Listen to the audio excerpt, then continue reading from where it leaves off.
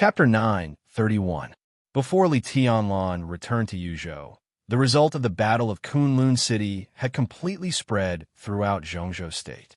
First Gu Qianquan, then Zhu, and then Gu Xingyun. Although Gu Xingyun did not die, no one would think that Li Tianlan did not have the strength to kill him. This battle completely destroyed most of the high-end combat capability of Kunlun City in just over 10 minutes. Everyone who knew the news was stunned. The treason case of the Special Warfare Group was still being investigated in a high-profile manner. Kunlun City was almost completely annihilated. No one could have thought that things would develop so fast. When this result appeared in front of people, everyone was silent for a long time, and then they realized that Kunlun City was finished. Kunlun City might not have disappeared, but when everyone was not mentally prepared, everything that happened suddenly completely meant that Kunlun City was completely declining. Thinking of the treason case of the Special Warfare Group and the heavy loss of Kunlun City, everyone who got the news had extremely complicated feelings. The state-protecting war god, the Special Warfare Center, this time, it was really trampled down from a high place by a person. Huge chaos broke out directly inside the Special Warfare Group when the news was spread. At 9 o'clock in the morning, the speaker of Ningxi province publicly made some remarks similar to the innocent are innocent at the provincial council meeting, expressing his support for the treason case of the Special Warfare Group being investigated. The consequence of this public statement was that the governor of Ningxi directly smashed his cup in the conference room. Ningxi had always been considered the base camp of the Special Warfare Group. When the news came out, Li Tianlan and Li Qingcheng had not even left Beijiang. This was just the beginning. In the following hours, important figures of the Special Warfare Group began to express their views that it was important to investigate the treason case, but they also expressed their belief that Gu Xingyun would not commit treason. The black sheep inside Kunlun City should only exist in an individual. It seemed that they were still defending Kunlun City, but as long as one was not a fool, one could see that these people who had firmly opposed the investigation of the treason case had begun to waver. Countless eyes were cast to the Hidden Dragon Sea. Many people wanted to know how the Hidden Dragon Sea would react to this. Li Tianlan left the desert prison for less than a few days, but there was big news almost every day. At the border of Sai City, one sword broke the army. 2 consecutive strikes killed invincible realm experts. East Imperial Palace set up the Hero's Stone. Zhongzhou New Group was established. He destroyed the entire Kunlun City by himself. Everything had something to do with Li Tianlan. What would the council's attitude be? Especially Chen Fangqing, who was now destined to fight Li Tianlan to the death. What would his attitude be? Chen Fangqing did not respond. In fact, ever since the news of Zhu's death came, he had been unusually quiet.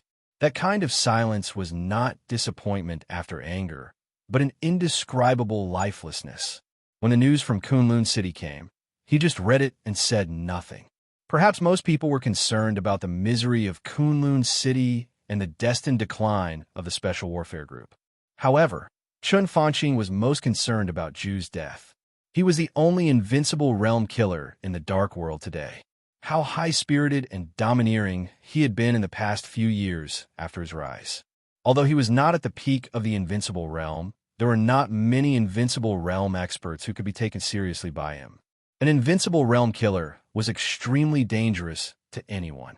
But now, the invincible realm killer, who was looking forward to playing with the princess in Huuding, died just like that. Unarmed, a kilometer away, life and death in an instant. It was such a simple punch, but it detonated the whole dark world in an instant. What made Chen Fangqing most ridiculous was that Li Tianlan went to Huuding in advance to investigate the environment of the airport.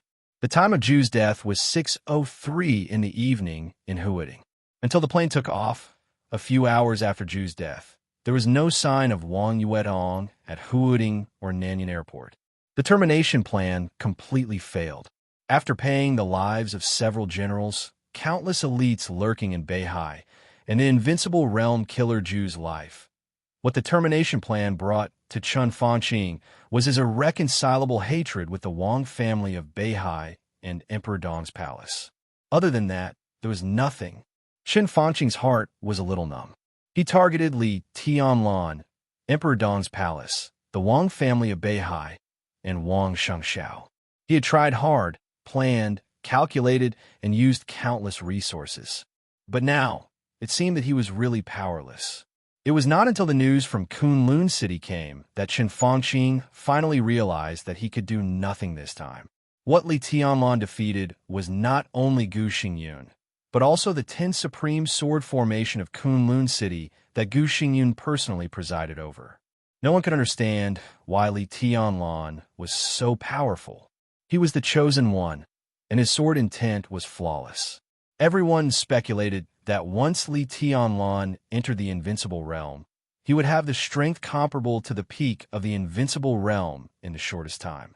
But the problem was that Li Tianlan hadn't entered the Invincible Realm yet. How'd he do it? This answer was very important, but to Qin Fangqing, it seemed to be of no importance.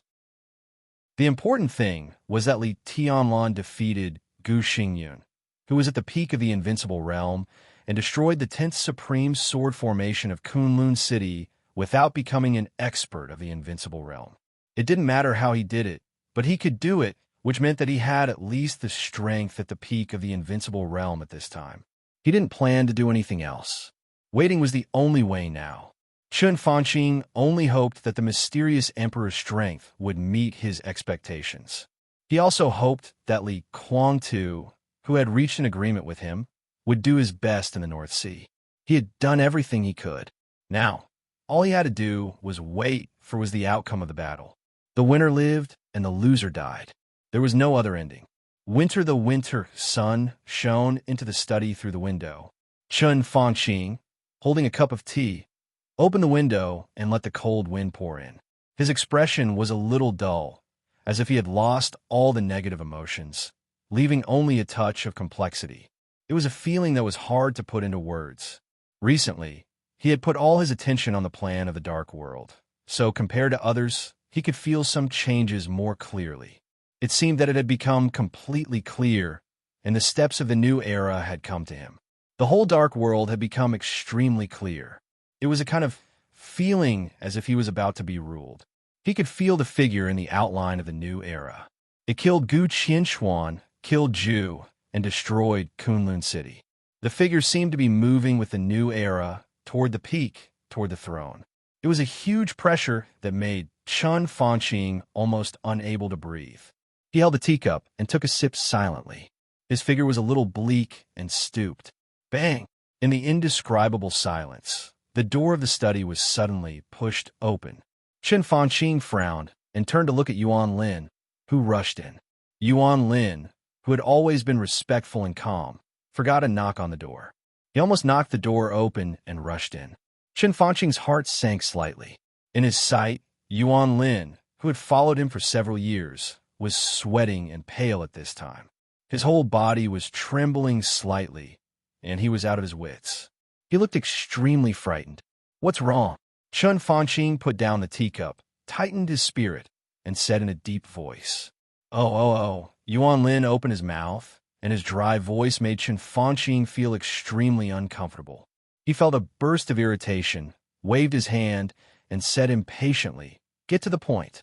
In the end, Yuan Lin did not call him the prime minister. He gasped and swallowed hard. His voice sounded like a moan or a cry. Something happened in Beijing. Before his voice had died away, the urgent ringing of the phone rang like a reminder. Qin Fangqing's heart sank to the bottom.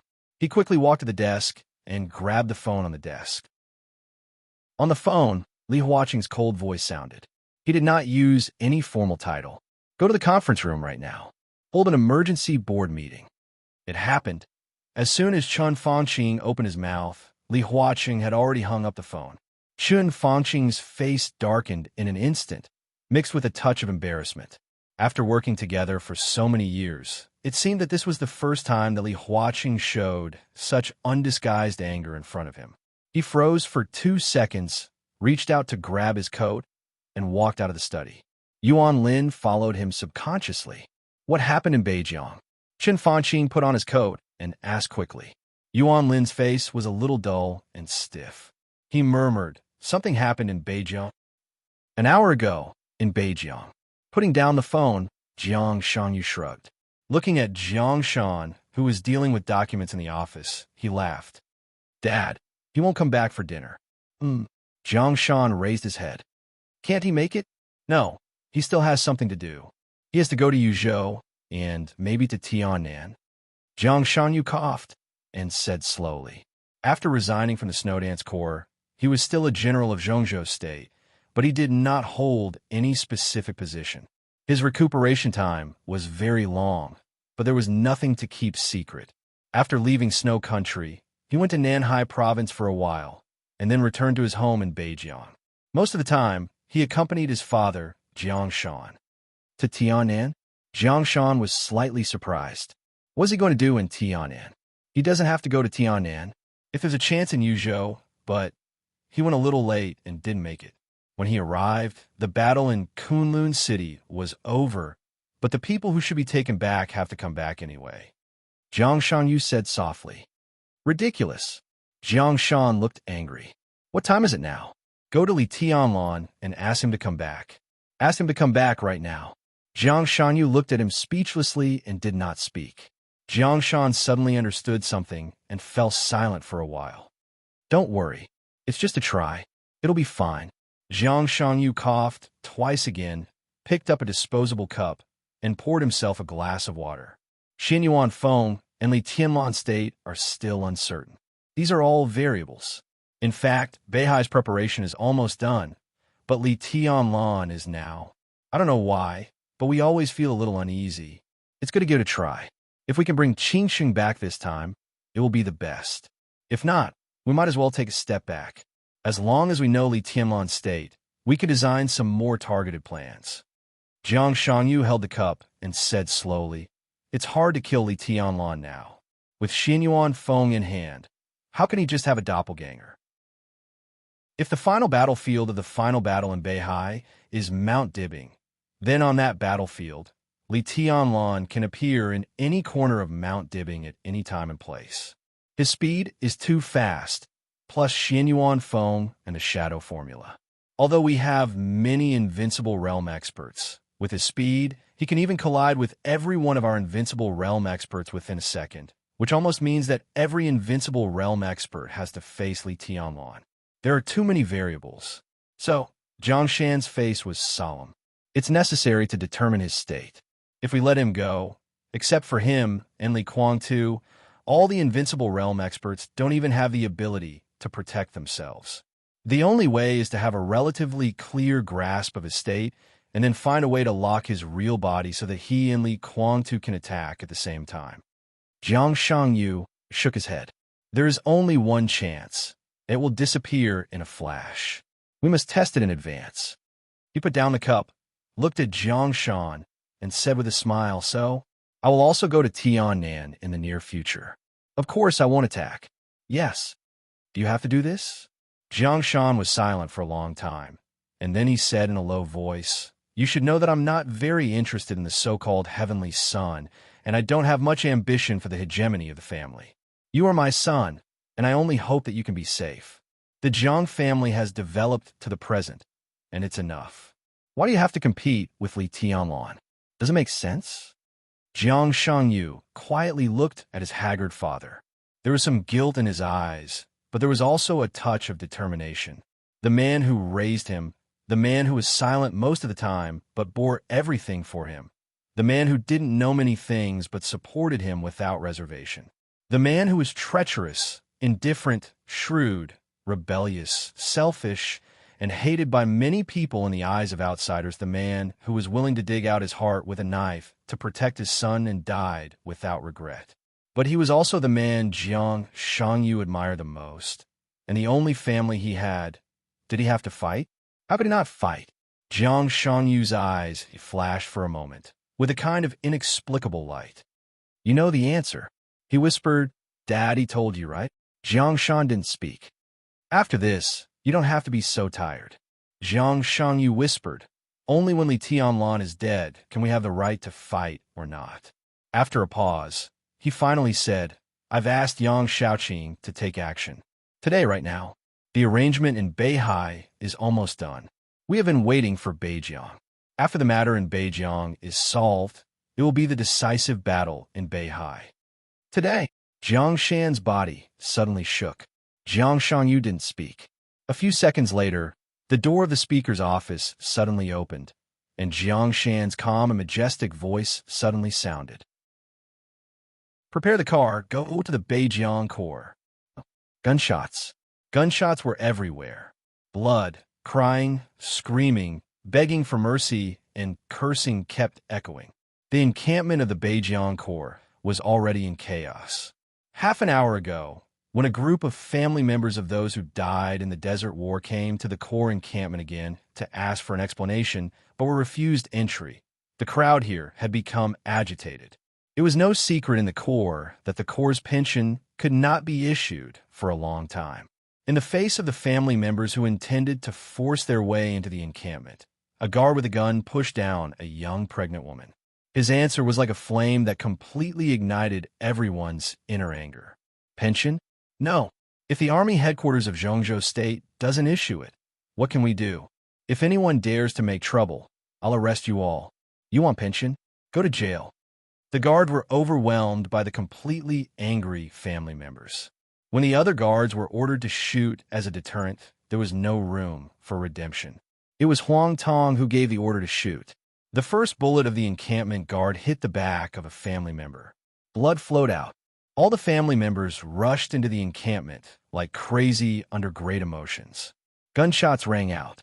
The injured family member fell down. The chaos was completely out of control. Countless soldiers rushed out and looked at the family members who fell on the ground. All of their eyes were completely red. Huang Tong, I'll F***CK your mother. When a young company commander cursed, some soldiers had already begun to pick up their weapons and shoot, not at the family members. Instead, they aimed at the guards who shot at the family members. The twisted faces of those desperate family members were almost imprinted in everyone's heart. Almost every soldier had such an idea. If they were the ones who died on the battlefield one day, would their family members also receive the same treatment? They were crazy. The great anger made the soldiers completely lose their minds. The bullets flew directly toward the guards. In an instant, there was extreme contradiction among the soldiers. Some were carrying out Huang Tong's orders, and some were protecting the family members. The tragic killing broke out directly before anyone could react. The order of the entire encampment completely collapsed in an instant. No one knew what it was. However, the worst incident in the past 100 years completely broke out when no one was mentally prepared. In the 15th minute of the chaos, the top officials in the encampment began to report the situation to the army headquarters. Dongxing Wudi conveyed the situation to Li Huacheng at once. But everything was already irreversible. The car rushed all the way out of the Beijiang council compound. Jiang Shangyu sat in the passenger seat, looking at the scenery outside the window with no expression on his face. The phone rang. Jiang Shan, with a serious face, took out his mobile phone, narrowed his eyes, and answered the phone. President, yes, I already know. I just received the phone report, and I'm on my way. King bastard. Huang Tong is so confused that he ordered a shoot at the family members. Yes, I understand. I'll do my best to deal with the aftermath. Okay, thank you for your trust in me. After a brief exchange on the phone, Jiang Shan put down the phone with a solemn face. Dad, what did Li Huacheng say? Jiang Shangyu asked. Jiang Shan hesitated for a second, took a deep breath, and said in a complicated tone, the president gave me full authorization on behalf of the parliament. Before the army headquarters, the parliament, and the cabinet arrive, I have full authority to deal with this emergency. Before the people of the 3 highest departments arrive. Full authority. Jiang Shangyu showed a sneer and whispered, it seems that the parliament still doesn't trust us enough. Jiang Shan did not speak. Jiang Shangyu looked out of the window and muttered to himself, in this case, we have to hurry. Chapter 9, 32.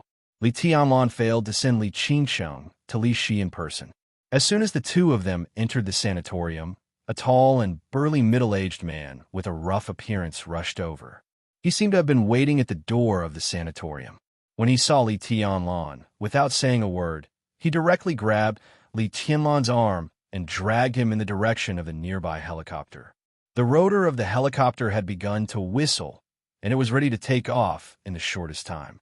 His face was covered with a thick beard, and he had a rough and somewhat ferocious appearance. His tall and fat body trembled slightly as he pulled the rope stiffly. Li Qingcheng, who was a little confused, subconsciously grabbed Li Tianlan's arm and frowned slightly. Li Tianlan didn't know whether to laugh or cry. Now, there were not many people in Zhongzhou State who dared to treat him like this. But to this man, he couldn't get angry. Dongqing Rushi and Dongchang Xiuqi's godfather.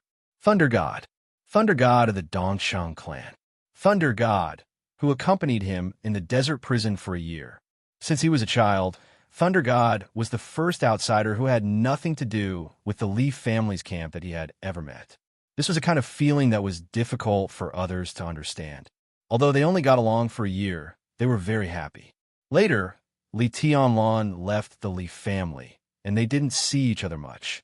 But Li Tianlan had always respected and appreciated Thunder God. No, Uncle Thunder, wait a minute. Where are we going? Li Tianlan followed Thunder God's strength helplessly. Hidden Dragon, Sea. Thunder God was stunned and said in a deep voice, "The parliament has been quarreling."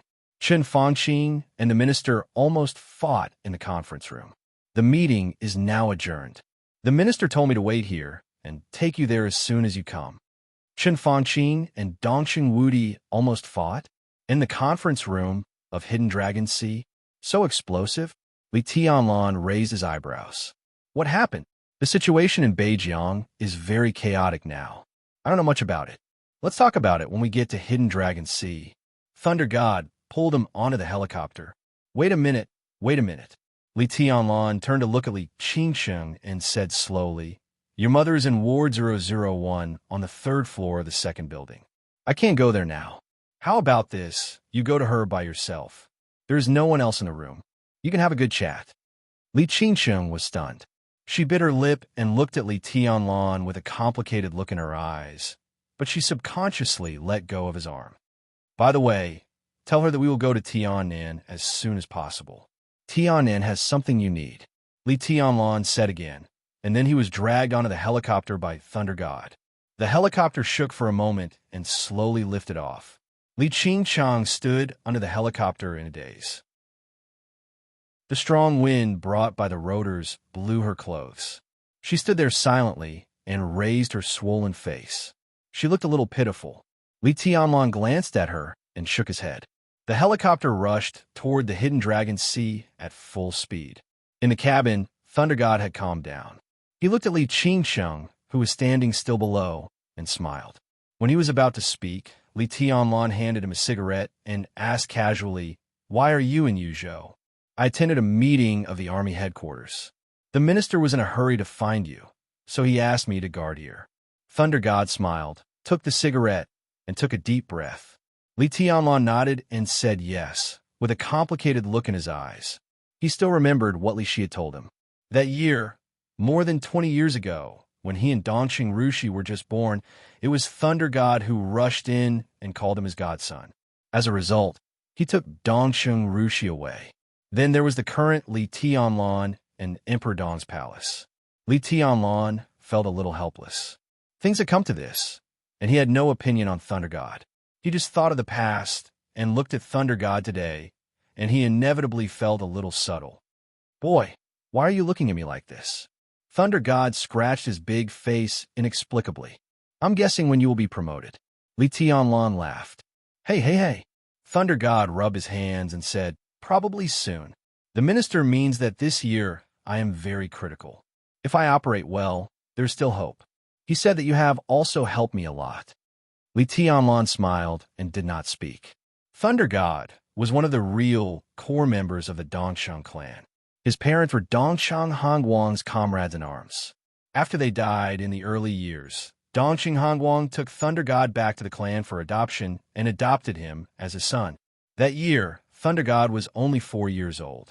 For many years, as one of the core members of the clan, Dongsheng Hongguang completely raised Thunder God as his own son. If he had not carried the wrong child, he would probably be Li Tianlan's godfather now.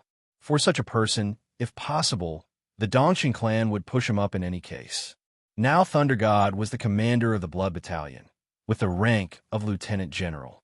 Although there was still a gap between him and the marshal, in recent years, the Blood Battalion had become extremely important because of the relationship with Tiannan. Thunder God, who had complete control of the Blood Battalion, could be said to be the top real power in the Zhongzhou Army headquarters.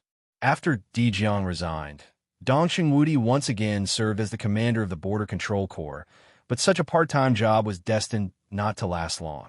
At present, there were 2 candidates for the position of the new commander of the Border Control Corps.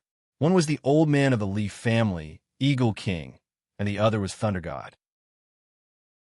Eagle King was originally the only choice, but with a series of changes after Li Tianlan walked out of the desert prison, Thunder God now also had a chance to take the position. The establishment of a new group was destined to leave a large power vacuum in Zhongzhou State. Bai Qingqian joined the new group and took the road of the new group to enter the Zhongzhou parliament, which also meant that the power of the Dongsheng clan did not have to worry about Bai Qingqian. This part of the power could completely turn to support Thunder God and let him go further. As for Li Tianlan himself, there was no difference between the Li family and the Dongsheng clan. He had never felt that the Li family had treated him badly, let alone that the Dongsheng clan had done him wrong. No matter who became the new commander of the Border Control Corps, Eagle King or Thunder God, Li Tianlan had no opinion. However, from the perspective of working together, if Thunder God, who had been with Dongsheng Wudi for a long time and was more familiar with the Border Control Corps, could take the position, it would undoubtedly be the best result. I can't guarantee anything now. The situation is too chaotic, and the result is not clear. Let's wait. When the matter in Beihai is over, it can almost be settled. Li Tianlan said softly. Thunder God nodded knowingly. The helicopter landed on the tarmac near the conference room in the Hidden Dragon Sea in the shortest time possible. Thunder God did not go down. Li Tianlan walked alone in the direction of the conference room. The adjournment in the conference room continued. The content of this meeting was extremely sensitive. There were no secretaries or staff inside or outside the conference room. In front of the fish pond at the door of the conference room, several directors were standing there, but they did not speak to each other. They were staring at the fish pond in a daze. Li Tianlan glanced around and did not see Li Huacheng, Chen Fangqing, or Dongsheng Wudi. Seeing Li Tianlan appear, everyone's eyes fell on him at once. Zhou Yinhai, the leader of the North Group, who was closest to him, came over with a smile and shook hands with Li Tianlan. When did your majesty arrive in Yuzhou? Just arrived. Before I could take a breath, I was pulled here. Li Tianlan's hand slightly tightened, and his tone was easygoing. You've had a hard journey. Zhou Yinhai patted Li Tianlan's palm. Let's go. Let's have a chat with Senior Zhou. Everyone who saw this scene had mixed feelings, especially the directors of the academics and the Southeast Group. Although the North Group was still the North Group, everyone knew that with the exposure of the military counselor's identity, the North Group was now almost a part of the new group. Although Zhou Yinhai was still the leader of the North Group, his heir was already the backbone of the new group. Such cooperation was completely the integration of the two forces, and it was so stable that no one could see any hope of destruction.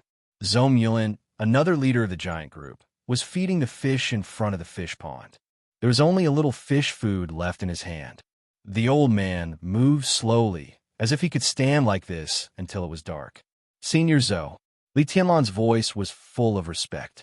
Every time I see you, I feel old. This feeling has become more and more obvious recently. Zhou Yulin turned around with a smile and looked at Li Tianlan. His voice was a little emotional. Li Tianlan did not know how to answer, so he just smiled. Zhou Yulin was the oldest among the 9 directors. He had passed the age of 70 and was bound to retire after this term, but he was not unwilling. His only son, Zhou Yuanshan, was developing very well in Jiangxia. According to the current momentum, The whole Zhongzhou state would be Li Tianlan and Zhou Yuanshan's world in more than 10 years, unless there was a big accident, such as Li Tianlan's sudden death. Zhou Yulan's face was glowing. He looked at Li Tianlan and said with a smile, "What do you think of this?" "In fact, I still don't know what happened." Li Tianlan smiled bitterly. He only knew that there was a big problem in Beijiang, but it should not be too serious. Otherwise, this meeting must be a race against time. How could there be an adjournment? His mobile phone had run out of power, and Emperor Dong's palace could not contact him. At present, he was completely in a state of confusion. Zhou Mulan was stunned. "Speaking of which, this matter still has something to do with you, Your Majesty." Zhou Yunhai smiled and said softly, "This is the follow-up of the Desert War in Beijiang. The Beijiang army had a big problem.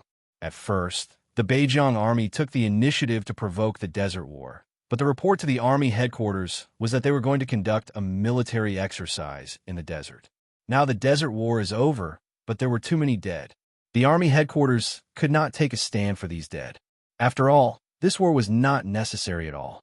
Zhongzhou state could not give all the dead the status of martyrs, nor could it give them the pension they deserved. So the only thing Minister Dongshang did was to approve the request of the Beijiang army for the exercise." Li Tianlan's mouth twitched. Of course, he knew about this. It was his request not to give the dead of the Beijiang army the name of martyrs. This also meant that the families of all the dead could not enjoy any of the benefits they deserved after their family members died in the war. This alone was enough to push Huang Tong to a dead end, and then tear a huge wound on Huang Tong that could make the prince group bleed. As for the pension, it was a matter for them to deal with. No matter how he looked at it, the army headquarters had no reason to pay this pension. This was the pension for tens of thousands of people. Zhongzhou state was not stingy with the pension for soldiers. Under normal circumstances, the family of a soldier who died in the war would receive millions of dollars. But the number of dead in the Desert War reached tens of thousands. This pension was so large that it was totally unimaginable. It was hundreds of billions of Zhongzhou state dollars. That was hundreds of billions of Zhongzhou state dollars. From beginning to end, the report of the Beijiang army to the army headquarters was just a military exercise. What the hell did they do to ask for hundreds of billions of pension? The exercise was actually a war? The Beijiang army provoked the war privately. How could they have the face to ask for hundreds of billions of pension? If this pension was paid, it was tantamount to setting an extremely bad precedent. Without reason, without explanation, and without listening to orders, the money was given out. Did they really think that the finance of Zhongzhou state was someone's private vault? As for the Beijiang army, Huang Tong could not afford this money at all, not even 1/10 of it. Li Tianlan took a deep breath and asked, Then, just a few hours ago, a large number of family members rushed into the largest station of the Beijiang army to ask for an explanation. Zhou Yunhai laughed. His smile was full of solemnity. I don't know what Huang Tong was thinking. Not only did he not come forward to explain and stabilize the situation, but he ordered the garrison to shoot and hurt some of the family members of the dead. Li Tianlan's body suddenly shook. He raised his head in shock and said in disbelief, "Shoot. That's the problem." Zhou Yunhai nodded with a solemn face. The injury of several family members caused very serious consequences. The news spread very fast. Now there are tens of thousands of family members in Beijiang, and now all of them are rushing to the station of the Beijiang army to fight the garrison. They are more than 100,000 civilians, and they are the family members of the soldiers. Some of Huang Tong's loyal soldiers in the Beijiang army carried out the order to shoot, but a large number of ordinary soldiers were also enraged by Huang Tong. They took off their uniforms and took up guns to protect the family members of their fallen comrades. Under such circumstances, although there are many family members, Huang Tong's troops have occupied the arsenal of the military region. It has been nearly an hour since the incident happened. No one knows how many people have died in Beijiang. The minister is also in a difficult position. Li Tianlan's face was livid. After a long time, he squeezed out a word from between his teeth. F***CK. No matter how this matter was handled, there would be unimaginable consequences. It was very simple. This was originally a matter of paying or not paying. Pay. The Beijiang army could not afford it, and the finance and army headquarters of Zhongzhou State had no reason to pay. Once this precedent was set, a large number of military expenses of Zhongzhou State would be used for some messy things in the future. Not paying? Those family members were bound to start fighting desperately. This problem had already been placed in front of the parliament. But now with the sound of gunfire in Beijiang, the whole thing was completely in a desperate situation. In any case, Huang Tong's order to shoot was incomprehensible. In any case, this matter had to be completely controlled. If those family members were killed by Huang Tong without a reasonable result, which soldier in Zhongzhou State would dare to fight for Zhongzhou State in the future? No, it was no exaggeration at all. Not a single one. Not a single one. Li Tianlan took a deep breath. When he was about to say something, a voice suddenly sounded. Tianlan. Li Tianlan turned his head subconsciously. In front of the conference room, Dongqing Wudi appeared with a livid face. Seeing Li Tianlan, his face eased for a moment, and he nodded. Come in with me. We need to discuss something. Chapter 9:33. When they walked into the small lounge of the conference room, the atmosphere in the smoke-filled room was oppressive and almost suffocating. Li Huaqing sat on the sofa and took a big drag on his cigarette. His eyebrows were tightly wrinkled with undisguised anger. Chen Fanqing sat there with a stiff face. There were many cigarette butts in front of him. His lips were dry and cracked, and he looked a little lost. Dongqing Wudi closed the door behind him. A slight noise caught everyone's attention. Chen Fanqing looked back at Li Tianlan. His pupils shrank, and he jumped up as if he had been stimulated. It's him. He pointed at Li Tianlan, and his face was ferocious and resentful. If it weren't for him, everything in the desert wouldn't have happened. He's the culprit of all this. If snap, Li Tianlan moved his body. In Dongqing Wudi's eyes, his body seemed to shake, but Chen Fanqing's body flew out and fell to the ground. Li Tianlan walked slowly to him and looked down at him, looking down at him with no expression. Are you comfortable? He asked slowly. Chen Fanqing seemed a little confused. He covered his face and looked at Li Tianlan blankly. After a long time, he reacted and growled ferociously. Li Tianlan, you. Enough. The corner of Li Huaqing's eyes twitched a few times, and he slammed the armrest of the sofa. Chen Fanqing suddenly roared and rushed toward Li Tianlan desperately. He had suppressed his emotions for too long. At this moment, he completely lost control of his emotions. Demeanor? Majesty? Composure? Restraint? Everything disappeared in her heart. His expression was distorted, his eyes were blood red, and he kept muttering something. He waved his fist directly at Li Tianlan's face. The Prime Minister didn't fight with Dongqing Wudi, but he fought with Li Tianlan. But his movement was almost like a snail in Li Tianlan's eyes. Li Tianlan casually reached out and directly pinched Chen Fanqing's face. Are you done? Li Huaqing's furious roar suddenly rang out. The white mist in Li Tianlan's hand surged for a moment, and he directly pushed Chen Fanqing out. Chen Fanqing's body slammed into the wall as he gasped for air, his eyes filled with hatred. But Dongqing Wudi and Li Huaqing noticed at the same time that the swelling on his face from the slap had disappeared, as if nothing had happened. Li Huaqing secretly sighed and shook his head, not knowing what to say. In a private place, Li Tianlan and Chen Fanqing had been sworn enemies for a long time. Although that slap was shocking, however, there were only a few people present, so it was not a big deal. After this slap, both sides seemed to slowly calm down. Chen Fanqing also seemed to feel the strangeness of his face. He reached out and rubbed his face. In the end, he fell silent and sat on the sofa, not saying a word. Prime Minister, you really have nothing better to do. You're still here, trying to shirk responsibility for such a big thing. Are you trying to push the blame onto me so that the northern borderlines matter can be smoothly resolved? The desert was just a drill. Tens of thousands of people died. What does that have to do with me? I don't know anything from beginning to end. Li Tianlan said lightly. We all know that it was a war, a **T drill. You and you. He glared at Dongsheng Wudi. You're all playing dumb here. In the past year, the Army headquarters has never issued any combat orders to the northern borderline. I'd like to know who issued the combat orders to the northern borderline corps. Dongsheng Wudi's expression was cold. It doesn't matter who it is. What matters is who the target is. Chun Fanqing, more than 1,000 elites of Emperor Dong's palace died in the desert.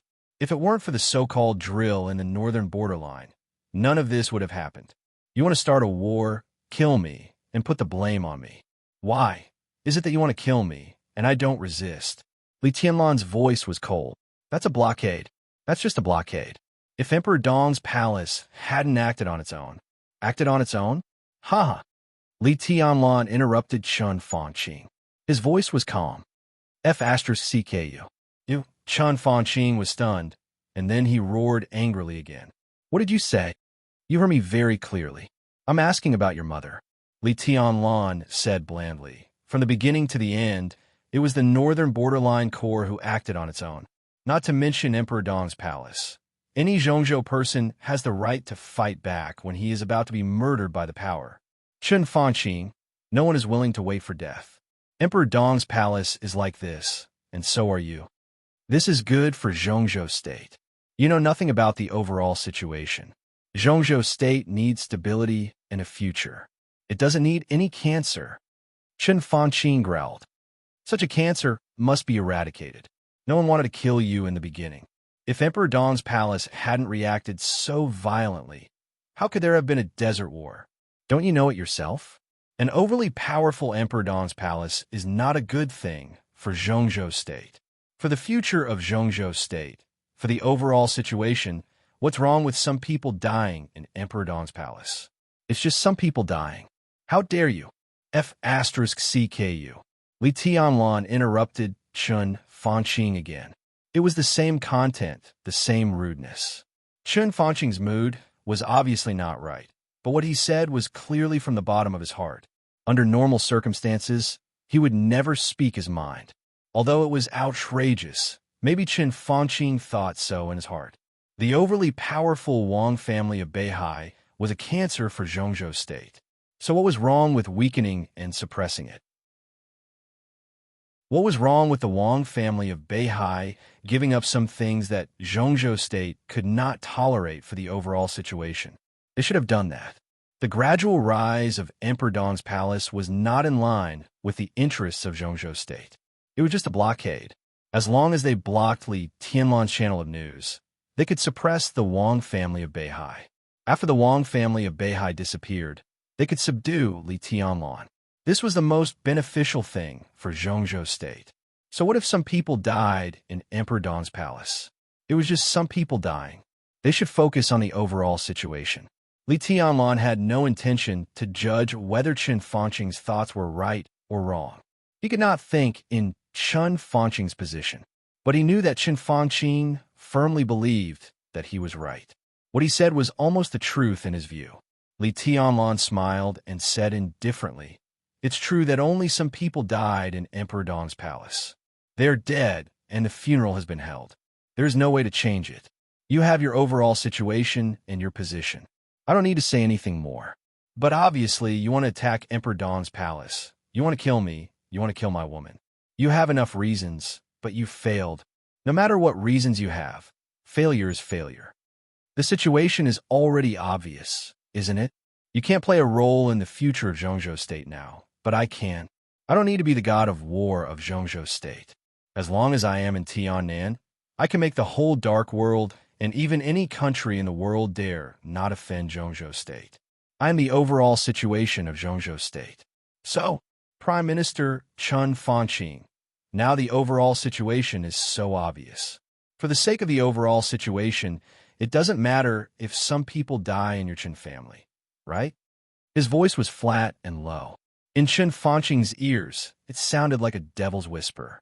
"I have investigated. Those who are related to you, your family, your mother's family, your children, your wife, your cousins, everyone. I have counted. The exact number is 318. Li Tianlan laughed. I can tell you responsibly that Emperor Dong's palace will kill these people, including you, one by one. I hope you can focus on the overall situation. For the future of Zhongzhou State, I can only ask your whole family to die." He leaned forward slightly and stared into Chun Fangqing's eyes. "No one in your family can escape. No one can protect them." He pointed to his nose. "I said so." Chun Fangqing stared at Li Tianlan and said nothing. In fact, he had a lot to say, but in the current situation, he could only say it casually. It was meaningless. Without absolute power, it was useless to say anything. Emperor Dong's palace wanted to kill his whole family. As long as he left this position, Emperor Dong's palace could definitely do it. Chun Fangqing could also say that he wanted to kill Li Tianlan's family. He could say it 10,000 times, but what was the use? Li Tianlan killed Zhu with one strike at the airport. The death of an invincible realm expert had caused an uproar in the dark world. Compared with Li Tianlan's strength to kill the enemy with one strike, many people were concerned about how Li Tianlan found Zhu at the airport. Did this mean that anyone who was hostile to Li Tianlan could not hide in any environment? If so, no one dared to do anything to Li Tianlan again. Chun Fangqing knew very well that with the death of Zhu, an invincible realm expert had fallen in the final battle of Beihai. Everyone was a little dissatisfied with him. Next, it was impossible for them to be persuaded by him to deal with Li Tianlan. If you have talked enough, let's talk about what happened in Beijiang this time. Li Huaqing glanced at Li Tianlan and said calmly, "Tianlan, you talk. The Beijiang Corps has to take all the responsibility." Without any hesitation, Li Tianlan said directly. Li Huaqing narrowed his eyes and said calmly, "Be more specific. Severely punish Commander Huang Tong of the Beijiang Corps." If he hadn't ordered the guards to shoot his family members, the conflict wouldn't have intensified to this extent. If he hadn't acted without authorization, the Desert War wouldn't have happened. He is the culprit of all the incidents. His decision not only caused the Beijiang Corps to lose tens of thousands of soldiers, but also caused turmoil in the entire army headquarters. The impact is too bad. For such a person, there is no need to be polite. He will be punished with treason and executed directly. His entire family will be executed together. This is a warning to everyone to abide by the rules, especially the soldiers. Only the Parliament of Zhongzhou State and the army headquarters of Zhongzhou State can lead the soldiers, not the cabinet. In the future, whoever still wants to act on his own will end up like Huang Tong's family. Chun Fangqing's face was livid and unusually ugly. Li Huaqing said expressionlessly, "Go on. All the officers above the rank of Major Colonel who participated in the Desert War, if they die, will be executed without compensation and their families will not be taken care of. If they are alive, they will be executed and their families will be put in prison. If a colonel is demoted to a basic officer, he will be expelled from the army and sentenced. This will be publicly announced to the entire Zhongzhou State. All the deputy officers of the Beijiang Corps will be executed. Middle-level officers will be removed from their posts and investigated. Those with questionable stances will be put in prison. What happened today? All the guards who shot at the families of the deceased will be executed. This may not be merciful, but there is no camera here, and there is no need to emphasize this point. The Beijiang Corps must set an example and punish them severely so that everyone understands the consequences of not abiding by the rules. I will never agree. Chun Fangqing suddenly stood up and roared with a livid face. Li Tianlan rarely spoke so much, but there was an almost brutal coldness and killing intent between the lines of these words. The series of executions almost chilled people's hearts to the bone. If all this was really carried out according to the way he said, his status in the Prince Group and in Zhongzhou State would be reduced to the bottom. With Dong Qingwudi's current position, his power would be more consolidated, and the orders of the army headquarters would be more unimpeded. And in the Prince Group, all the generals would probably consider leaving the Prince Group, and the strength of the Prince Group would also be greatly weakened as never before. Chun Fangqing could not agree to this in any case. And then, Li Huaqing looked up at Li Tianlan and asked slowly, "If we do as you said, what about the families?" What about the pension? That was hundreds of billions of pension, which was not a small amount for any country. Basically, a large war of a superpower was just this amount of pension. Of course, Zhongzhou state could afford this money, but the key was why it should be taken out. This was completely inexplicable and unnecessary expenditure. It was all because of the unauthorized action of the Beijiang Corps. They reported to the army headquarters that it was a maneuver. In any case, Dong Xingwudi could not pay for the maneuver of the Beijiang Corps. As he said, why? If he paid this time, it was estimated that in the future, there would be people in all theaters of operations who dared to disobey the army headquarters. Because in any case, the army headquarters would pay the bill. The military expenditure of Zhongzhou state was not used for this. As for Chen Fangqing's cabinet, he wanted to pay the money, but he could only think about it. If the Zhongzhou State Finance Department paid the money, he would probably step down the next day. Zhongzhou State was rich, but it could not pay the money. But the problem of pension had become like this, and it had evolved into a problem related to the foundation of Zhongzhou State. More than 100,000 families deserved attention. At this moment, presumably all the soldiers in Zhongzhou State were paying attention to this matter. The money could not be paid, but the pension had to be paid. Emperor Dong's palace can take out the pension and pay it in one lump sum, Li Tianlan said. His voice was calm, indifferent, and confident. It was a feeling that could really make people understand what it meant to be rich and powerful. Dong Xingwudi glanced at Li Tianlan. Li Huacheng fell silent. Chen Fangqing suddenly froze. Li Tianlan paid this pension? This huge pension of hundreds of billions of yuan? To the people of Beijiang Corps. For a moment, an indescribable chill rose from Chen Fangqing's heart. He suddenly understood what Li Tianlan meant. This pension was to be given to the people of Beijiang Corps. It was not to be given to Beijiang Corps. According to Li Tianlan's way of dealing with it, all the people in Beijiang Corps who opposed him were dead. This money bought the attitude of all the soldiers of Zhongzhou State. It bought the hearts of hundreds of thousands of families of the deceased. It bought a brand new Beijiang Corps that was completely under Li Tianlan's control. To be exact, Li Tianlan wanted to buy more than 1 million square kilometers of land in the entire Beijiang with hundreds of billions of yuan. Chen Fangqing's body suddenly shook. He seemed to want to roar again, but his body suddenly felt weak. He slumped on the sofa and kept shaking his head, murmuring, "This can't be, it can't be like this. Li Tianlan, you are stealing the country."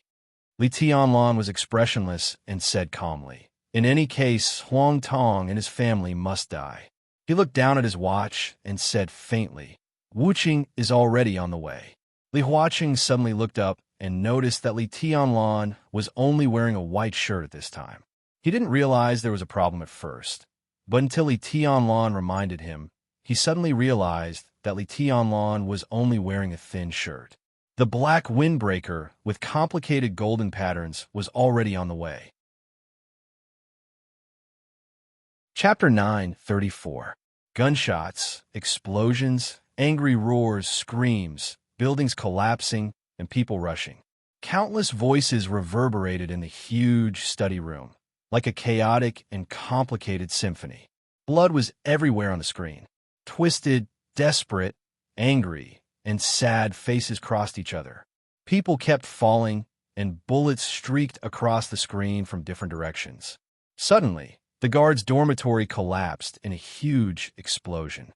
Thick smoke rose, and fire rose to the sky. The station was full of chaotic people, fighting, tearing, shooting, and murder. The endless blood stimulated people's hearts, and everyone almost lost their minds. The raging tide of people was destroying everything around them. Huang Tong sat on the sofa in a daze, watching the chaotic scene outside through the screen. His face was pale, but he had a perverted smile on his face. He kept muttering to himself, "Not enough, not enough. Go to hell, all of you go to hell. Hee hee, ha ha." Yang Shaoqing stood beside Huang Tong, his eyes filled with pity. If the hellish tragedy in front of him was a drama, Huang Tong was undoubtedly one of the main characters in this drama. Someone was the director behind the scenes, pushing the main character to the front. With just a few orders, Everything happened naturally. Huang Tong's laughter echoed in the study room, his voice getting sharper. Look at this old man. He was shot at least twice in the head. He died a horrible death. Huh. Why is this young woman rushing forward? She looks like she hasn't been married for long. She's very young. Did her husband die? Or did her brother die? I don't know if she has children. Oh, she's fallen. TSK, TSK. These people are really cruel. Blood, there's blood. They stepped over her. Oh. She's still struggling. Dead. Stepped in a meat paste. What a pity. I don't know if she has children. What a pity. There's another one over there. He's a student, right? He looks familiar. Why do I feel like I've seen him before? The family of a dead officer? Naive. Is he here to show off the hot-bloodedness of a young man? Oh, his family is next to him. He's going to die. Bang, shot in the leg. His marksmanship is too bad. He should have been shot in the head. Hit the head. He's saved. They're lucky. Oh, and over there. Explosion, boom, he's dead. Ha. Huang Tong waved his hands and feet as he laughed. His body trembled as he bent over, clutching his stomach as he laughed incessantly. All of them deserve to die. A bunch of pitiful creatures. Damn pitiful creatures. They all deserve to die, don't they? Ha. He kept smiling, but the rims of his eyes gradually turned red. Huang Tong abruptly turned his head and glared at the expressionless Yang Shaoqing. Say something. Do they deserve to die? King, say something. Yang Shaoqing silently looked at the crazed Huang Tong. You pity them. They are civilians of Zhongzhou State. They were civilians. I am a soldier, a military officer. I was the one who gave the order to shoot and kill the civilians of my own country. Huang Tong's eyes were bloodshot as he roared crazily. He panted heavily for a long time before he sat down on the sofa. He covered his face with both hands and sobbed. I'm a soldier. His voice trembled with undisguised regret and pain. Yang Shaoqing was indifferent. This is a necessary sacrifice. Huang Tong abruptly raised his head, his blood-red eyes staring at Yang Shaoqing. A necessary sacrifice. It was this sentence again. Before the Desert War, Chun Fanqing had said this to him.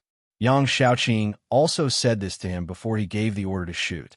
He was actually moved by this sentence twice. Huang Tong smiled bitterly. Are you so at ease?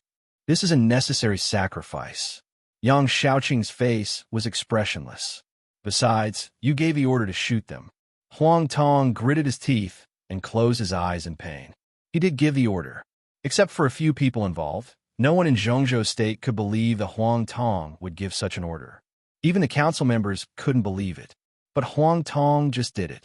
When the first bullet hit the family members, when it happened to the family members, everything was already irreversible. Without such an order, the family members would be dissatisfied, but as long as they could find a way, things could always be delayed until Zhongzhou State could come up with a proper solution. Although this was not the best plan, at least it could stabilize the situation. But a stable situation was not what Jiangshan wanted. So under his instigation, Huang Tong gave a most insane order to shoot the family members. This was the last thing he needed to do. He would completely detonate the chaotic situation. When it was out of everyone's control, Jiangshan would arrange for him and his family to leave Zhongzhou State. And everything in Beijiang would be completely taken over by Jiangshan. Huang Tong had no choice. For such an order, he would feel guilty, uneasy, and afraid. But compared with that, he wanted to keep himself and his family alive. It's almost time. Yang Shaoqing suddenly said, General, use heavy firepower. Huang Tong jumped up as if he was scared and subconsciously retorted, It's not the time yet. It's not up to you to decide. Yang Shaoxiong said blandly. The speaker is already on his way. Before that, we have to do everything we can. It's not the time now. Maybe in half an hour, you won't be able to hold the arsenal in the station. Now, please give the order immediately. Huang Tong stared at Yang Shaoxiong and suddenly said, You're such a good dog.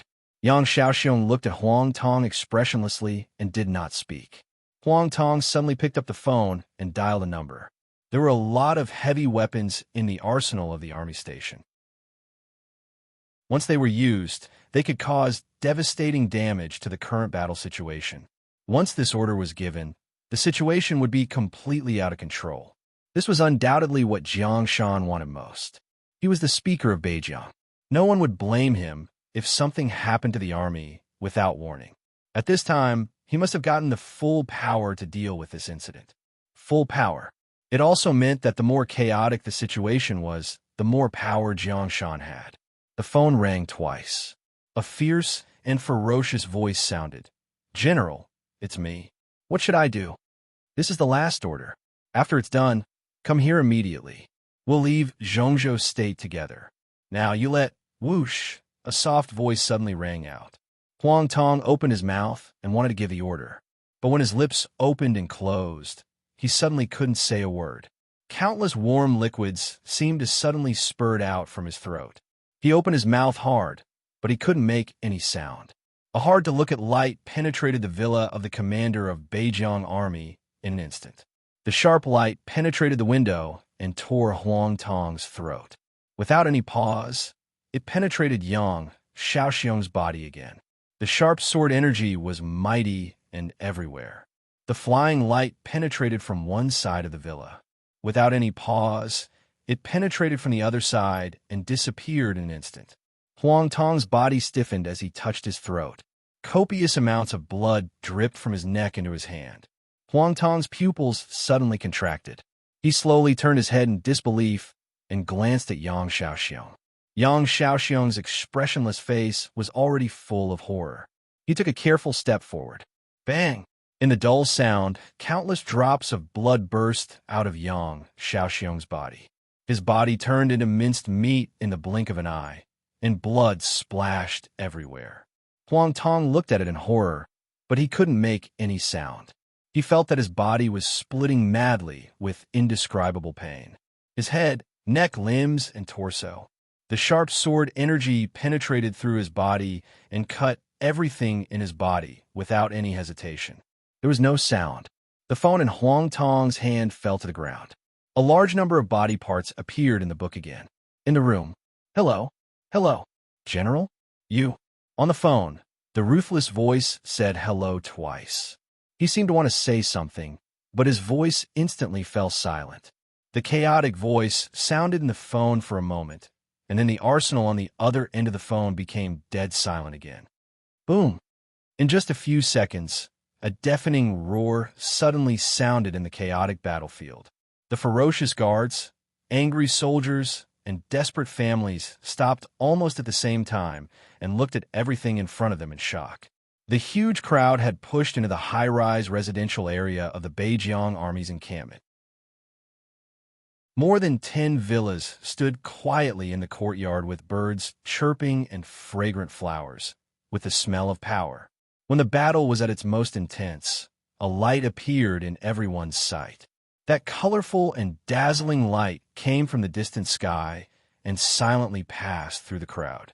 All the guards in front of him were instantly dismembered, and a large number of corpses suddenly appeared on the battlefield. The light did not stop at all. It flew over the battlefield and rushed directly into the high-rise residential area. Fast. It was unimaginably fast. No one's consciousness could keep up with the light. The light rushed through the high-rise residential area and rose into the sky in an instant. With an endless, sharp, colorful arc, it went straight into the sky and disappeared in an instant. Everyone stopped subconsciously. In a huge silence, the sudden roar was simply earth-shattering. In everyone's sight, the villas where the high-level officials of the army lived collapsed in an instant. Smoke and dust rose all over the sky. From beginning to end, every villa became a ruin. Zhongzhou State, Hidden Dragon Sea. In the conference room, the directors who had reconvened the meeting watched this scene quietly through the screen. Everyone's heart was extremely cold because of the inexplicable chaos on the battlefield, and because of the sudden appearance of the light. Every time people saw a ruthless, their hearts would be extremely cold.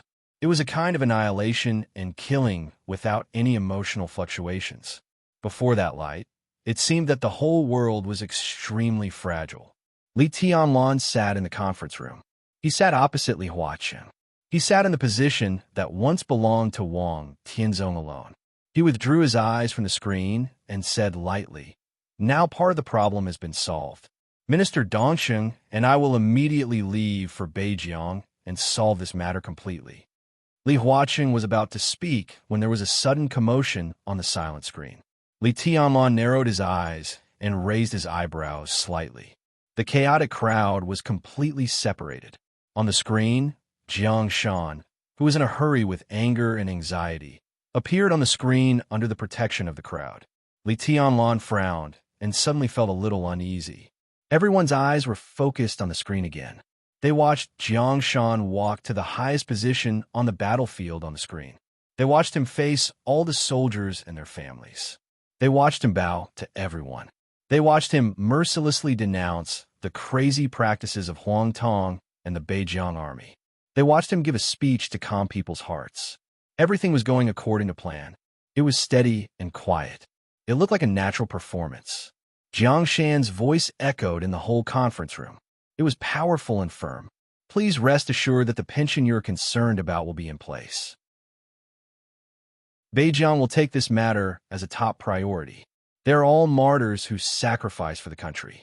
They should be taken care of by Zhongzhou State and Beijiang. I promise in my own name that the pension will be in place as soon as possible." His voice was low and firm. "If Zhongzhou State can't give this money, then Beijiang will be fully responsible for it. I am the speaker of Beijiang. If Zhongzhou State doesn't give this money, I will give it to you." Everyone's expression suddenly changed. Li Tianlan suddenly stood up with a livid face. Chapter 9:35. At 3:00 in the afternoon, Li Tianlan followed Dongsheng Wudi out of the conference room in the hidden Dragon Sea in silence. The meeting was over, but the result was extremely strange. Jiang Shan took all the responsibilities. The parliament gave him full power, and this power was fully exerted in his hands. The chaos in the army station had completely subsided. People in Beijiang began to count the losses. The corpses of Huang Tong, Yang Shaoqing, and others were sorted out. In front of the corpses, Jiang Shan once again gave a long speech, summary, and promise. On behalf of Beijiang, he promised all the families that the Parliament of Beijiang would be responsible for the pension of the war dead and provide various care for their families. Jiang Shan said a lot. From the beginning to the end, the council members almost watched the whole process. But neither Li Huaqing nor Li Tianlan said a word. When Jiang Shan's speech was over, the meeting in Yuzhou was also over. There was no way not to end it. Jiang Shan did all the things he should and shouldn't do, made all the promises, and took all the responsibilities. There was no more detailed and full power than this. When he finished, the council members found that they didn't even have to go to Beijiang. In fact, that was the case. Until Jiang Shan's speech was over, he cut off the communication with the parliament.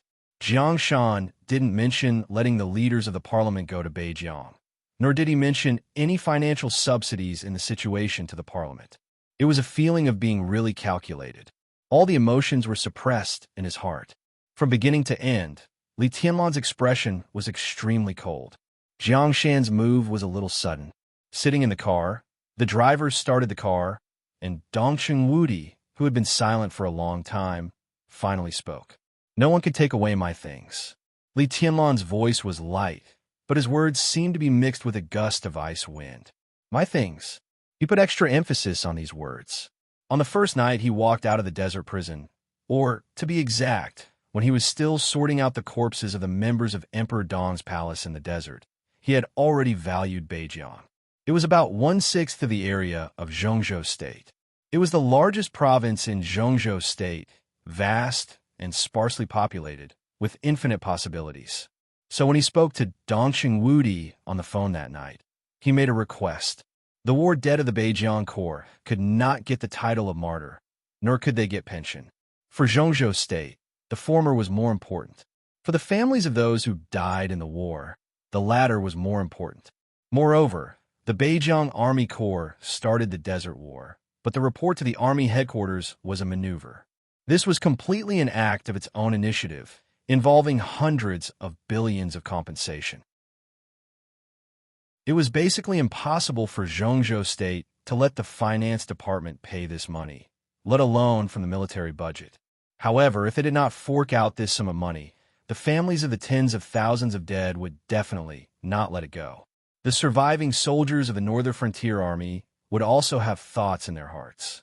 But this cannot be blamed on Zhongzhou State or Li Tianlan, because the operation of the northern borderline was initially reported as a drill. It was just a drill. If they couldn't get the compensation, all the family members and the surviving soldiers of the northern borderline army would vent their hatred and resentment on Huang Tong and the northern borderline army. This was undoubtedly the result that Li Tianlan wanted. Huang Tong's fate was destined to be incomparably miserable. The resentment and hatred of hundreds of thousands of his family members and countless soldiers would be enough to tear Huang Tong into pieces at the right time. This was also the result that Li Tianlan wanted. Everything started with Huang Tong's death. The loss of control of Beijiang and the hearts of the northern borderline army could tear a huge wound inside the prince group. And when the situation became critical, Emperor Dong's palace would take the opportunity to solve the problem of Zhongzhou State's compensation. Although this astronomical figure was not small for the current Emperor Dong's palace, taking it out was far more than a serious blow. Huang Tong's death let countless people vent their resentment. Emperor Dong's palace did not care about the loss of the Desert War and began to contribute money and manpower. Li Tianlan's purpose was very clear, which was to buy people's hearts. Once the money was in place, at least the northern borderline army would be completely under the control of Emperor Dong's palace.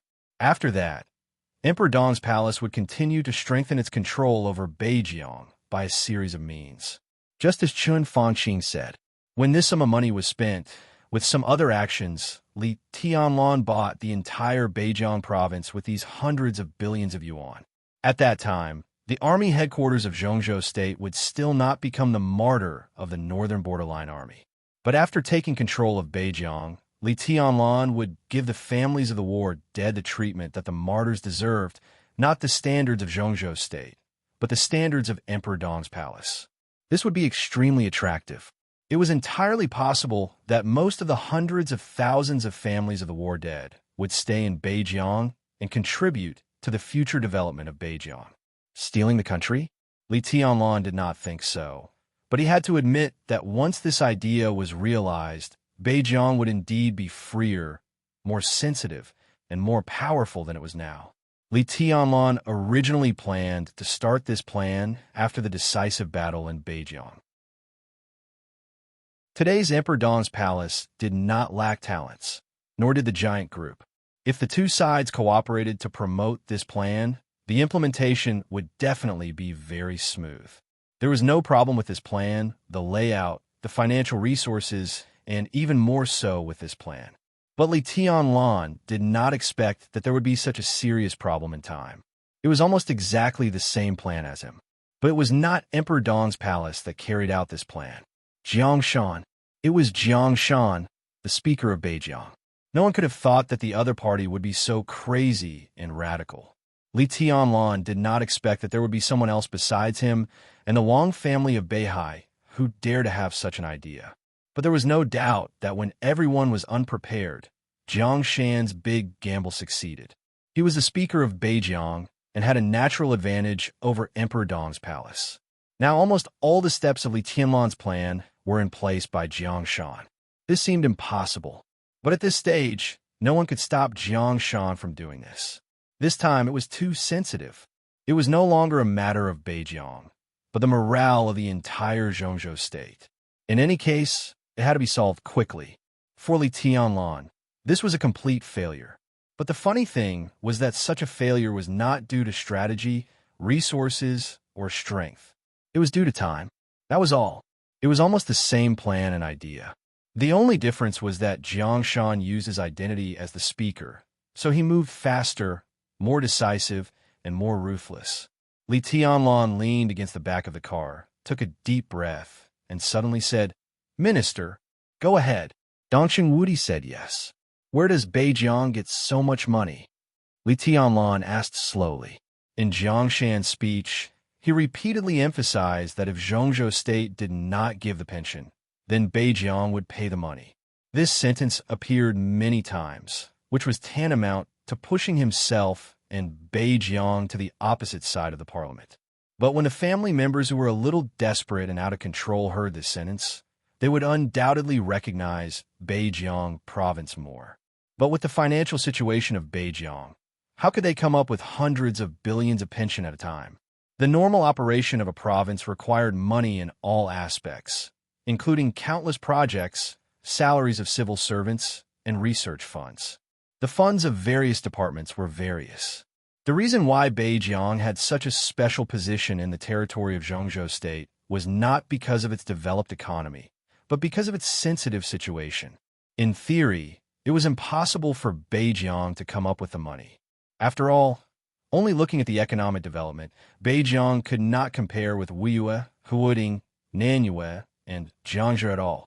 This is what we can't figure out. Dongqing Wudi shook his head slowly. But since Jiang Shan can make a promise, he must have a way. Maybe it's foreign funds. His voice was a little cold. Jiang Shan, after murmuring to himself, Dongqing Wudi sneered. I really looked down on him before. A dog that bites doesn't show its teeth. This time I've learned something new. Check it out. Li Tianlan said in a low voice. I'll ask the Flourishing Age Fund to cooperate. First, find out the source of his funds. Jiang Shan can't be behind him.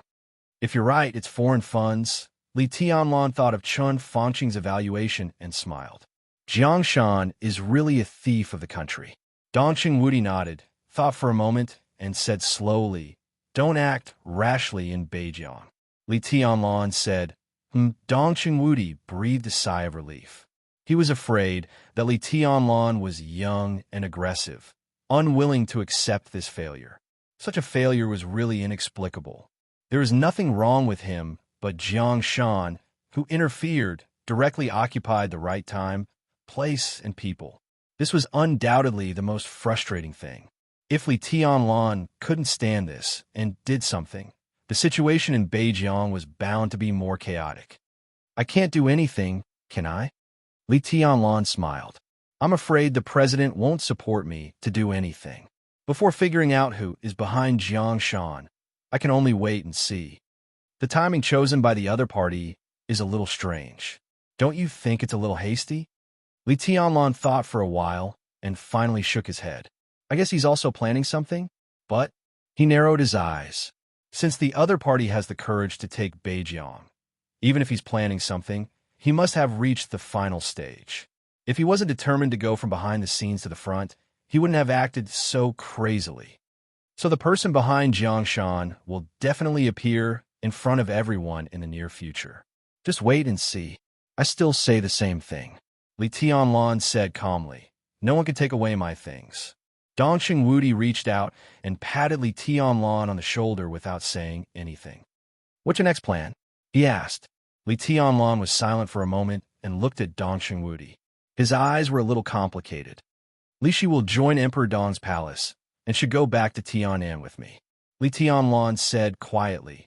Take them back and then go to Beihai. This game has been going on for so long. It's time to end it. Climax. Chapter 936. Returning to the sanatorium, Li Tianlan saw a very strange scene without any psychological preparation. The floor where Li Shi was located was still quiet. The brisk footsteps echoed in the floor. Li Tianlan was not close, but he could feel that the other party was happy or even excited just by listening to the footsteps. Li Shi or Li Qingcheng? Li Tianlan felt a little inexplicable. When he stepped on the steps, an unexpected figure suddenly appeared in his sight. He was holding a pot of boiling water in his left hand and a large number of snacks in his right hand. He was well-dressed, gentle, and did not look aggressive, but his temperament would never be ignored. He was handsome, elegant, and gentle like jade. When Li Tianlan walked into the corridor, he didn't seem to notice it at all.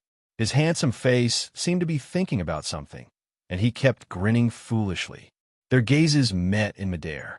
His face suddenly stiffened, then solidified, and finally turned into guilt and embarrassment. Li Tianlan stared at him strangely. Why are you here? Aren't you recuperating? Ahem. Lin Yuxian coughed and tried to calm down his embarrassment. During this time, the strange image of a silly boy to Li Tianlan began to disappear and became familiar to Li Tianlan. Well, I've been bored in the house for a long time, so I came out to take a walk. Li Tianlan opened his eyes and looked at him speechlessly. It was understandable that he came out to take a walk after being bored for a long time.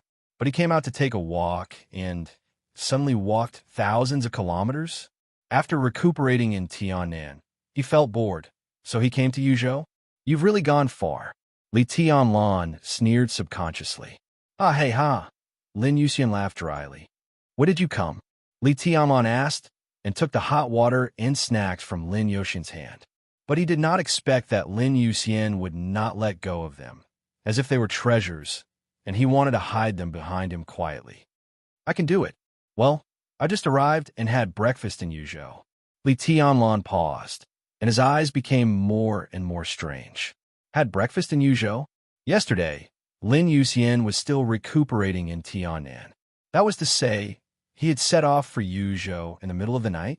Counting the time, it seemed that as soon as he left for Kunlun City, Lin Yuxian had already begun to arrange a plane to come to Yuzhou.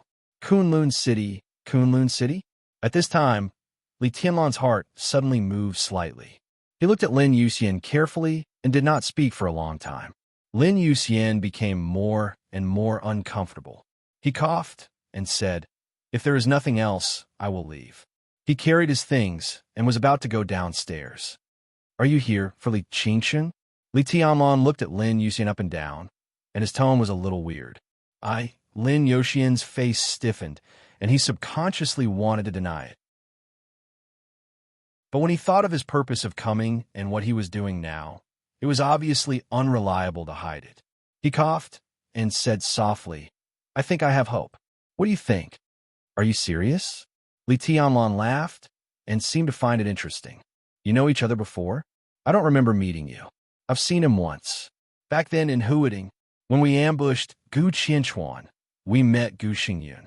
At that time, Li Qingsheng was by Gu Xingyun's side, and I stabbed her with a sword. Have you forgotten?" Lin Yuxian complained, "Your memory is really bad." "It seems so. We met once." "Tut! Love at first sight?" Li Tianlan blinked and said, "You are so vulgar. Love at first sight? Bullshit. What is vulgar?" Lin Yuxian looked angry. "When you saw my sister, didn't you fall in love at first sight?" "Of course not," Li Tianlan said confidently. He seemed to think of his first meeting with Qin Weibai, and a smile gradually appeared at the corner of his mouth. "At that time, your sister fell in love with me at first sight." Lin Yuxian gritted his teeth and said angrily, "F*CKU. Young man, be careful what you say." Li Tianlan patted Lin Yuxian, who was older than him, and said earnestly, "Isn't it my sister that you want to pursue now?" A sister-in-law was also a sister. There was nothing wrong with it. Li Tianlan laughed and said, "Qingsheng also calls me brother-in-law. Yuxian, call me brother-in-law. Yuxian, I will fully support you." Sister, your sister. Let's go." Lin Yuxian slapped Li Tianlan's palm angrily.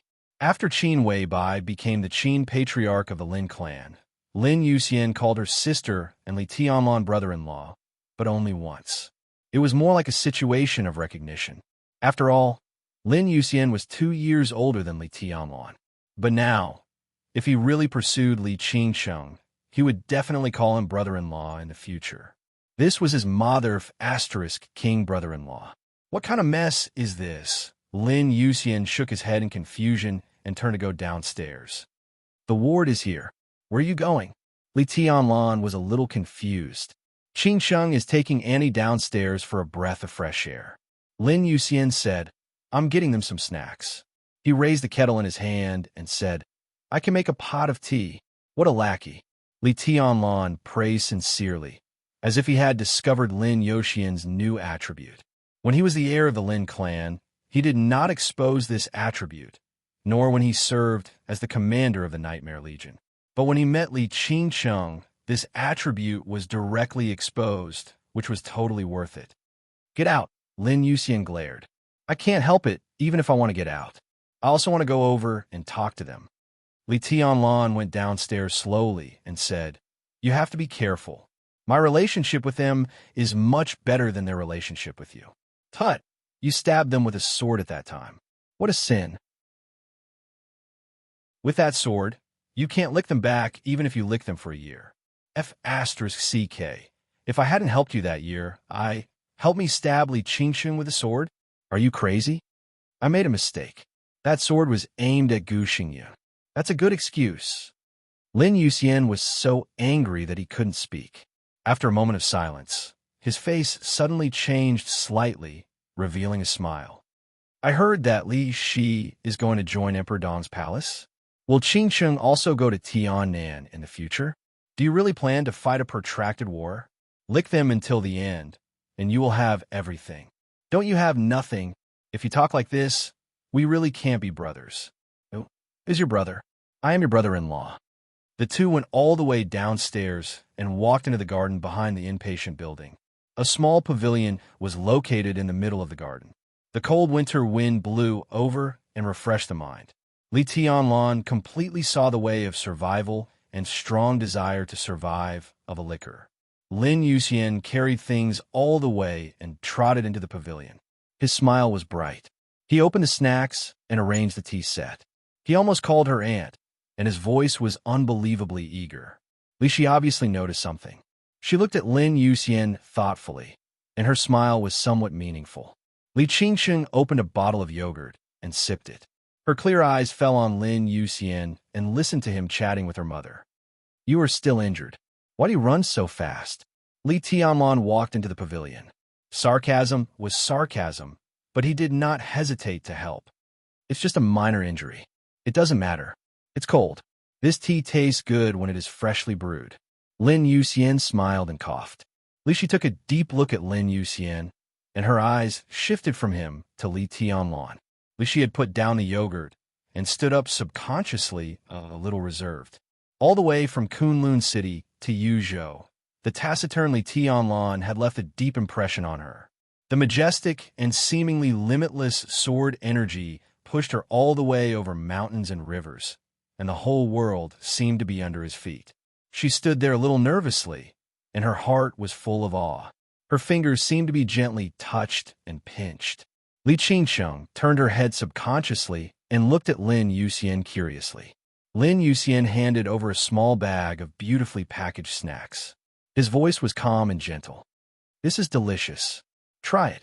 "Thank you." Li Shi looked at Li Tianlan silently. After a long time, she spoke softly. "You're welcome." Li Tianlan waved his hand. "In the future, Kunlun City will not threaten you." Li Qingsheng, who had been pulled to sit down by Lin Yuxian, stood up again. She looked at Li Tianlan, and her eyes were a little evasive. She hesitated and said, How is he?" She was not reluctant to leave Kunlun City. But no matter what, however, in terms of blood relationship, Gu Xingyun was her biological father.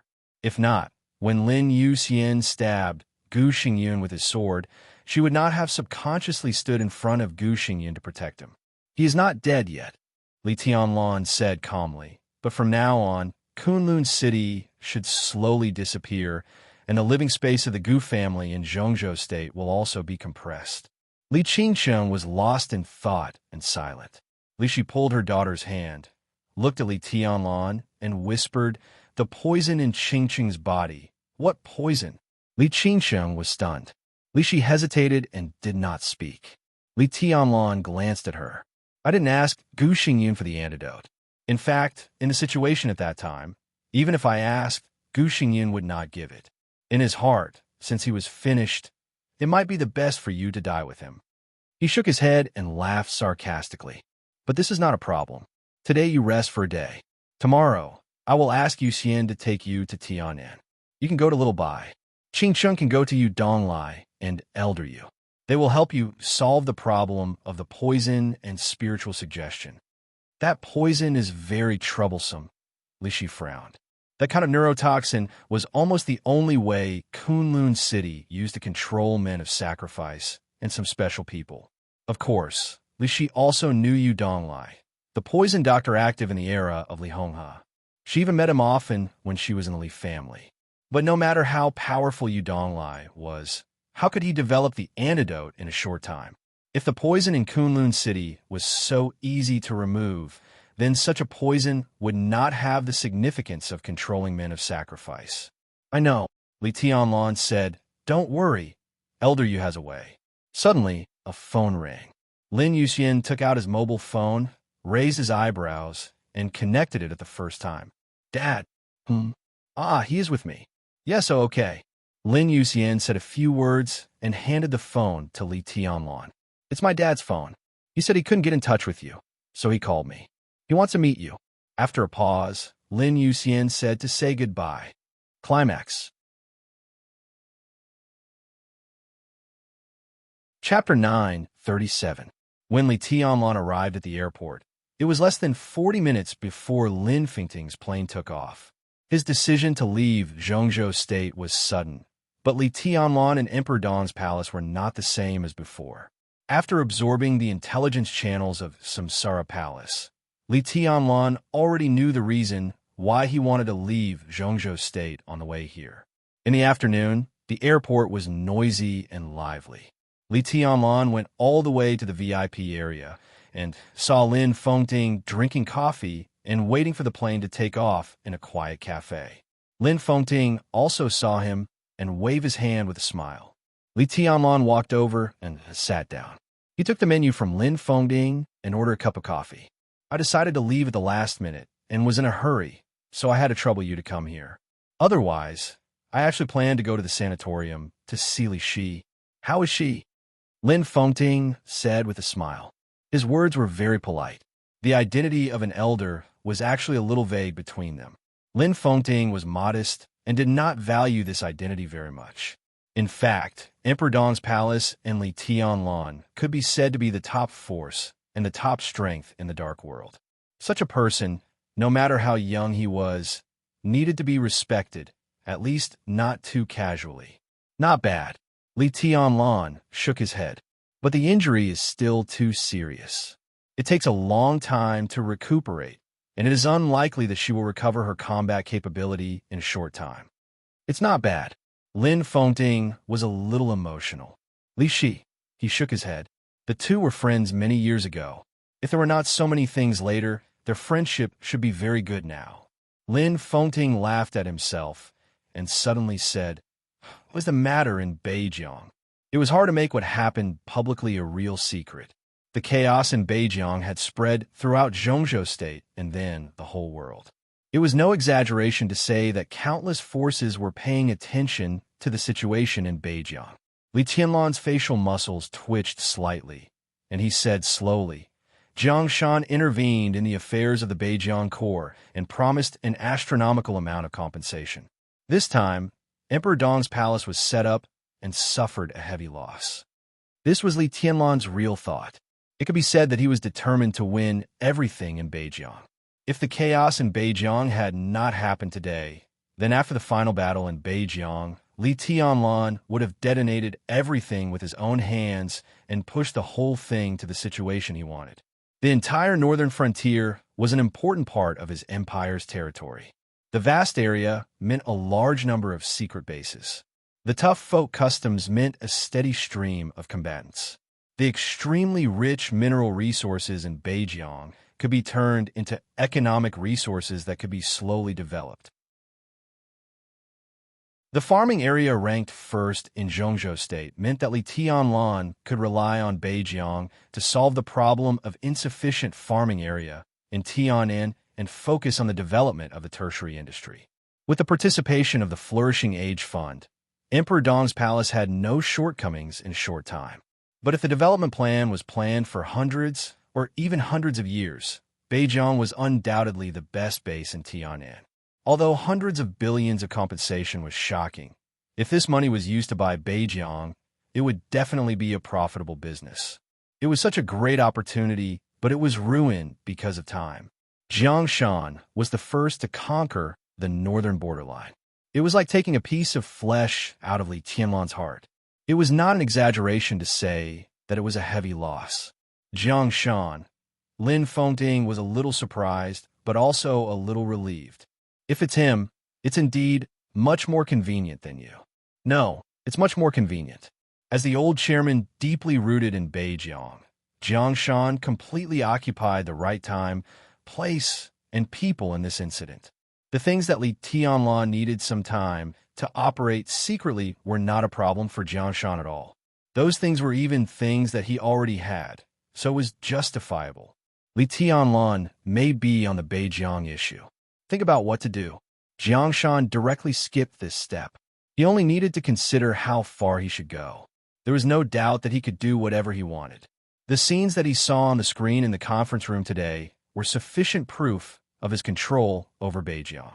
Emperor Dong's palace could compete with anyone in the northern borderline, but could not compete with Jiang Shan. They had no chance of winning at all. But why Jiang Shan? Lin Fengding frowned and seemed to be puzzled. Li Tianlan did not speak. This was also a question that he could not figure out. Beijiang, now in the whole Zhongzhou state, there are only two forces that can compete with you in Beijiang. The first is naturally the parliament, and the second is the Wang family of Beihai. The parliament has a reason to compete, but it will not choose to use this way to create chaos. Beihai may use this way and also have the money, but they have no reason to compete with you now. Lin Fengding pondered and said thoughtfully, who else can it be? Maybe it's a foreign force. When has the dark world ever been peaceful? Li Tianlan shook his head. And they're courting death. Lin Fengding smiled. I guess it won't be so simple. If a foreign force wants to take down Beijiang, it is equivalent to starting a war with Zhongzhou State. Even if Jiang Shan takes the lead in the early stage, they have no possibility of winning later. Even if this so-called foreign force is not clear, Jiang Shan is not stupid, and he will not cooperate with them. If they dare to take down Beijiang, it means that they are well prepared. The pension is in place, and the people are in favor. At that time, they will definitely show up. As for who they are, we will know when the time comes. If there is nothing else, I am interested in finding out who is behind Beijiang. Lin Fengding said softly. Li Tianlan narrowed his eyes and asked, what is the situation in South America? A day ago, many international mercenaries attacked a secret base of the South American branch of the Lin clan. Although there were not many casualties, they lost a lot of information. The information was not top secret, but it was not something that could be easily known. From this action, it could be seen that the mercenaries were very restrained. They almost did not kill anyone. The base they chose was not a very important place, and the information they took was not very important. Obviously, they had scruples, but such an attitude could also be said to be a warning. The shadow of the Jiang family of South America loomed behind them. If the Lin clan did not make a correct response, then the actions of the other party would undoubtedly become more intense. The South American branch immediately asked for help from the headquarters of the Lin clan. The news reached Qin Weibai, and then she passed it on to Lin Fengding. Lin Fengding decided to show up in person. The Lin clan had 12 branches in South America. They were of different sizes, but their combined power was great. The branch that was attacked this time was headquartered in Colombia. It was the largest branch of the Lin clan in South America. Its comprehensive strength could be regarded as first class even in the whole of South America. The branch patriarch was very close to Lin Fengding by blood, and the two sides had a very good personal relationship. Facing an opponent like the Jiang family of South America, at present, only Lin Fengding could control the situation. Countless branches around the world supported the worry-free villa of the headquarters of the Lin clan, and the headquarters coordinated the win-win development of the major branches in the middle. When necessary, they provided support in terms of force, technology, money, and connections. This was the fundamental mode of survival of the Lin clan and Lin Fengding's most important responsibility. It was impossible for him not to go. Both good and bad. Little Bai told me that the Jiang family of South America participated in the final battle in Beihai. This time, they took action in South America to force me to go there. If I go to South America, I won't be able to help you and the Wang family of Beihai. The other side is conspiring openly. They don't want to be enemies with me, So they might as well have some conflicts in South America first. If I go, this conflict will be a small one. If I don't go, this conflict will be a big one. Lin Fengting's voice was a little cold. Some time ago, when the Jiang family of South America was ready to make trouble, Little Bai asked Horsewoman to go to South America and warn Jiang Guochu face to face. At that time, Jiang Guochu's attitude was still acceptable and he calmed down a lot. This time, I want to see who gave him the courage to touch the Lin clan. If you need any help, just tell me. Well, Wu Qing is now in the northern borderline. He subconsciously shook his head somewhat self-deprecatingly. Wu Qing did kill all the high-level members of the Northern Borderline Corps and stabilized the situation. But now who would thank him? He asked Wu Qing to kill people, which seemed to be a preparation for Jiang Shan to take over the Northern Borderline. Even if he forced himself to pay the compensation amount now, people in the Northern Borderline would think that it was Jiang Shan's operation. The unwillingness in his heart surged out again. He had been miserable since he entered the secular world, but he had never failed. Therefore, he was particularly uncomfortable with this feeling. He shook his head hard, suppressed his inner emotions, and said slowly, Wu Qing could go to South America. He is on his way back now. Uncle Lin, with Wu Qing in your hand, it's enough to destroy the entire Jiang family of South America. I'm going to solve the problem, not to kill. Lin Fengting didn't know whether to laugh or cry. Your killing intent is too strong. From a practical point of view, suddenly destroying the Jiang family of South America is not a good thing for the branch of the Lin clan in South America. I can go there myself. I don't need Wu Qing. Li Tianlan nodded and looked at Lin Fengting with some doubts. In fact, he was a little unclear about the meaning of this meeting. But in any case, it was obviously impossible to say a simple farewell. Lin Fengting could leave Zhongzhou State and just make a phone call. But at this time, he specifically asked to meet him. How could there be no business? Li Tianlan didn't know what business it was, but after thinking about it, the most impossible thing that Lin Fengting needed help became the only possibility. Proposing to let Wu Qing go to South America was the strongest help Li Tianlan could offer at this time, even more useful than going there himself. Lin Fengting didn't need it. So what did he want to do at this meeting? I came here today to talk to you about Wu Qing. Lin Fengting said softly. Go ahead. Li Tianlan kept quiet and nodded. Lin Fengting was silent for a while, as if considering the wording. After a while, he said slowly, You should have some understanding of the nature of Wu Qing, right? Murderous weapon? Li Tianlan frowned. You can say that, but the most accurate way is not like this. The nature of Wu Qing is not a murderous weapon. To be exact, the nature of a murderous weapon is Wu Qing. Lin Fengting pushed a folder with information in front of him in front of Li Tianlan.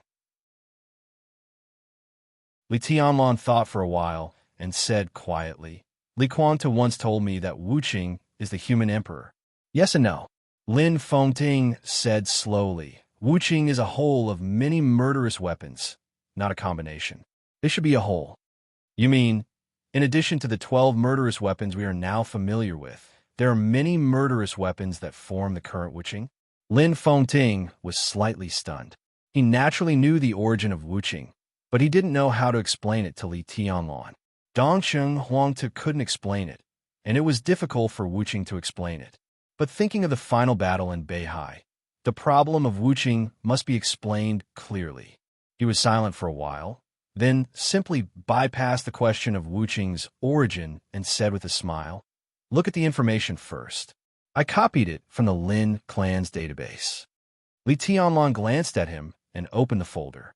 He pulled out the neatly arranged information. On the first page of the information, there is a simple line of words, like a brief introduction to the information. The origin of murderous weapons. Chapter 938. The origin of murderous weapons. Li Tianlan's eyes fell on these words. After about half a minute, he slowly opened the document in his hand. The information was densely packed with words, as well as a large number of pictures. The first picture that appeared on the first page was an extremely menacing-looking metal armor. Saint's robe, Li Tianlan said quietly. This was a historical term, and it was a world-famous historical term.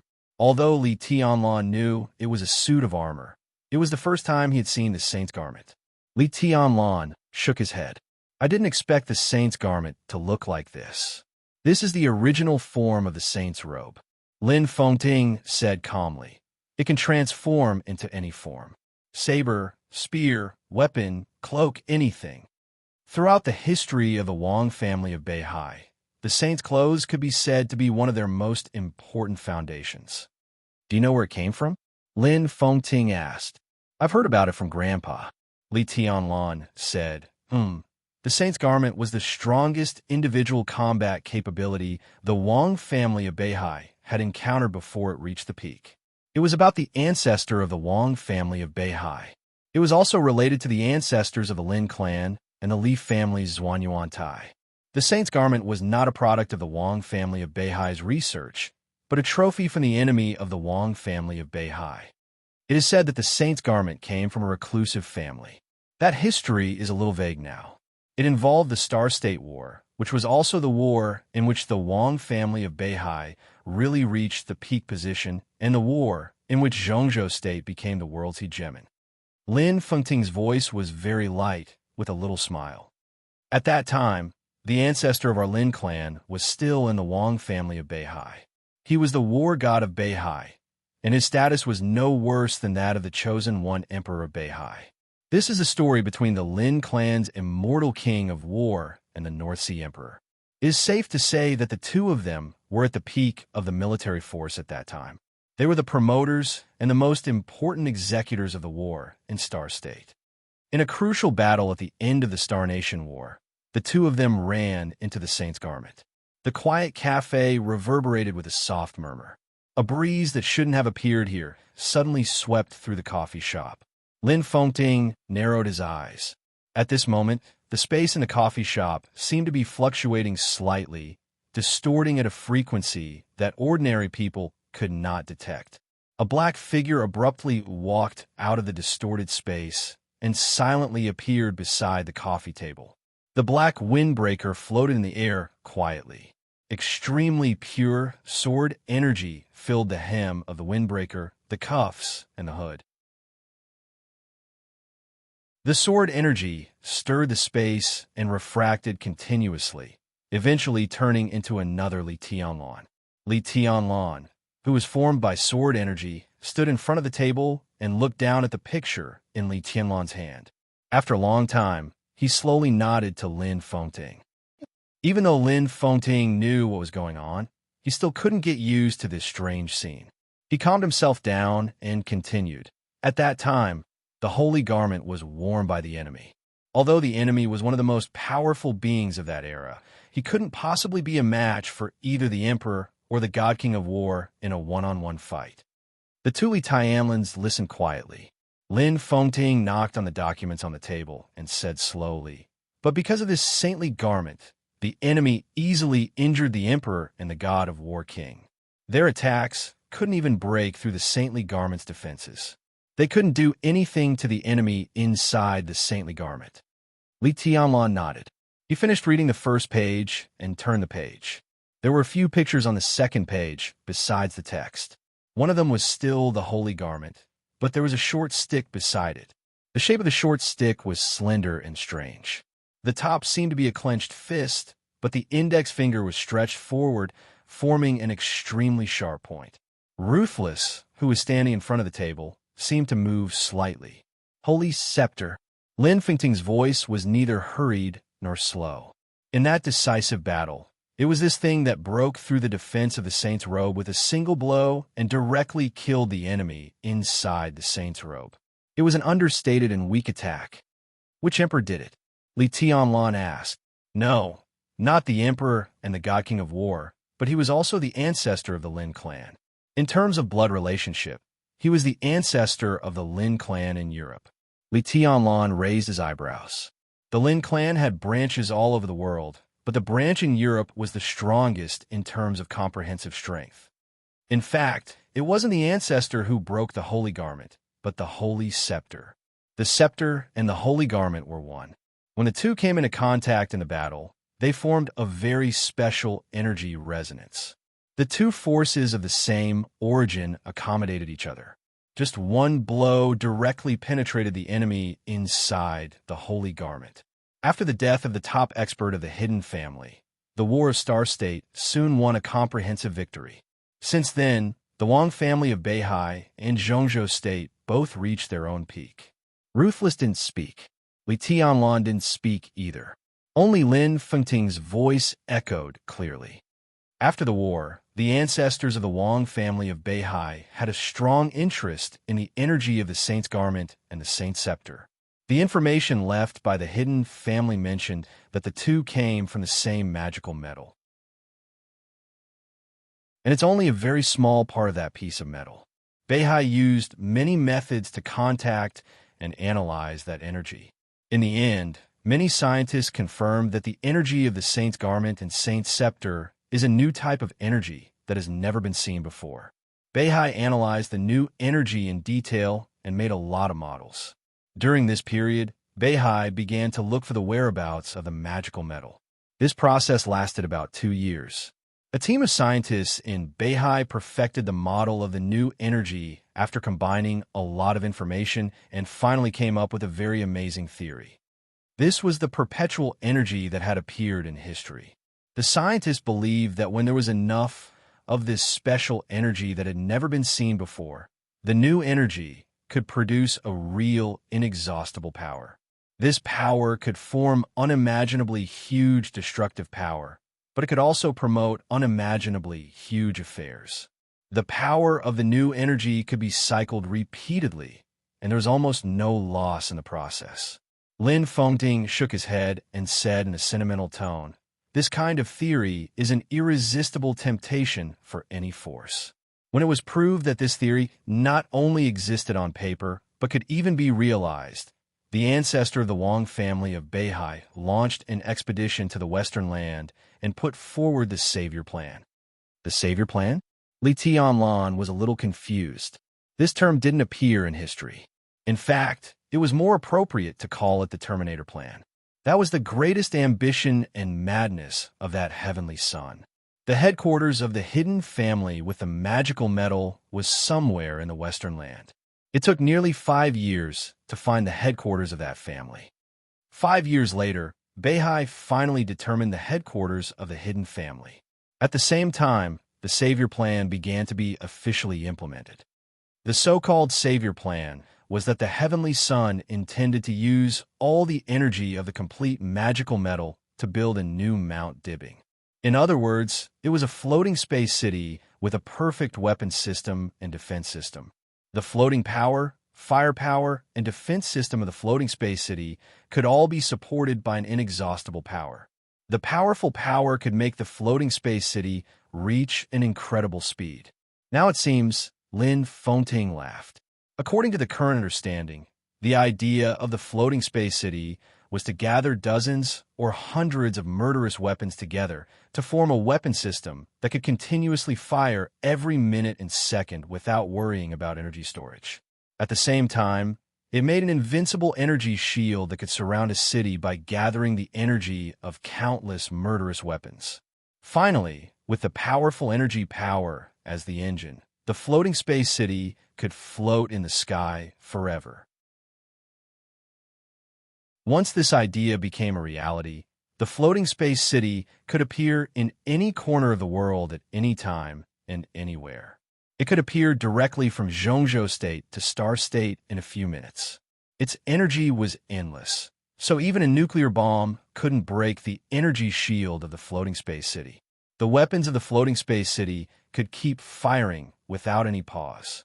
Sufficient firepower could pour out 1 day, 1 year, 10 years without any interval. Li Tianlan's mouth twitched and his scalp went numb.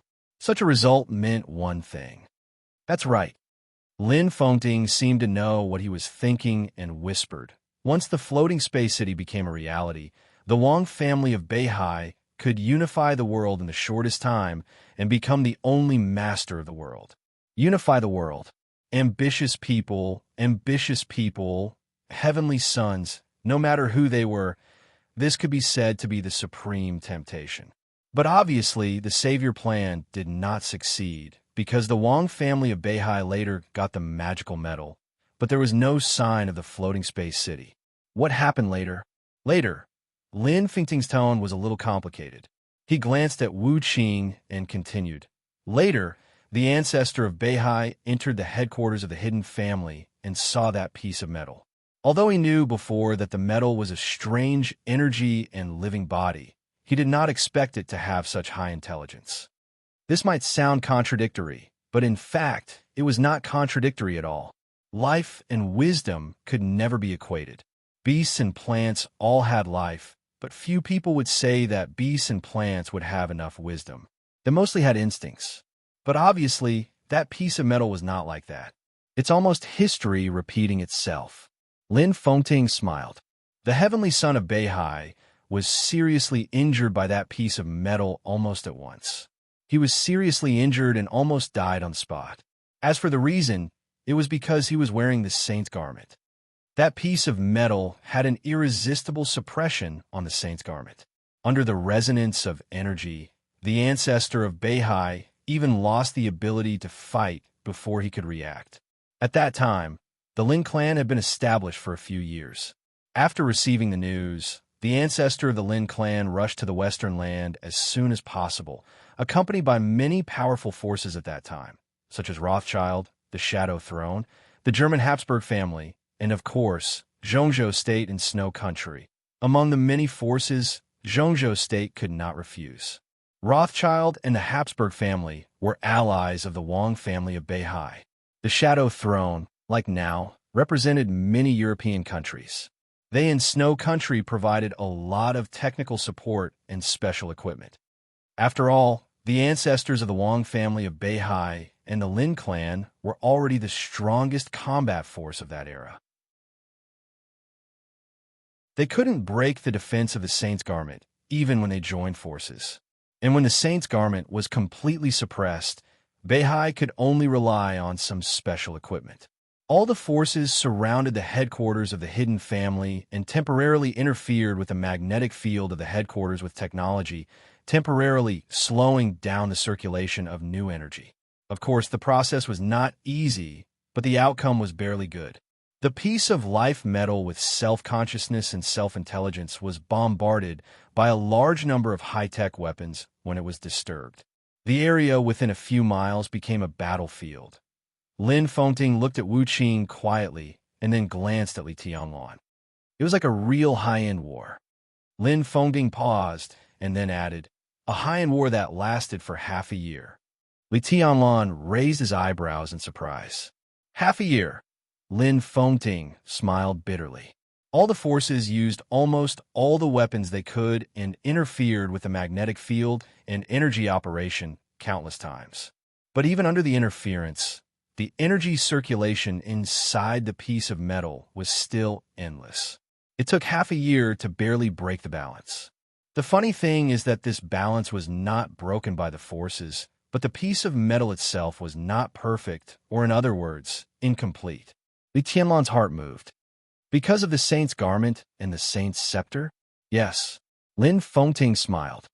It was because of the absence of these two things that the cycle of the life metal was flawed. In the end, the forces seized a small opportunity and broke the life metal.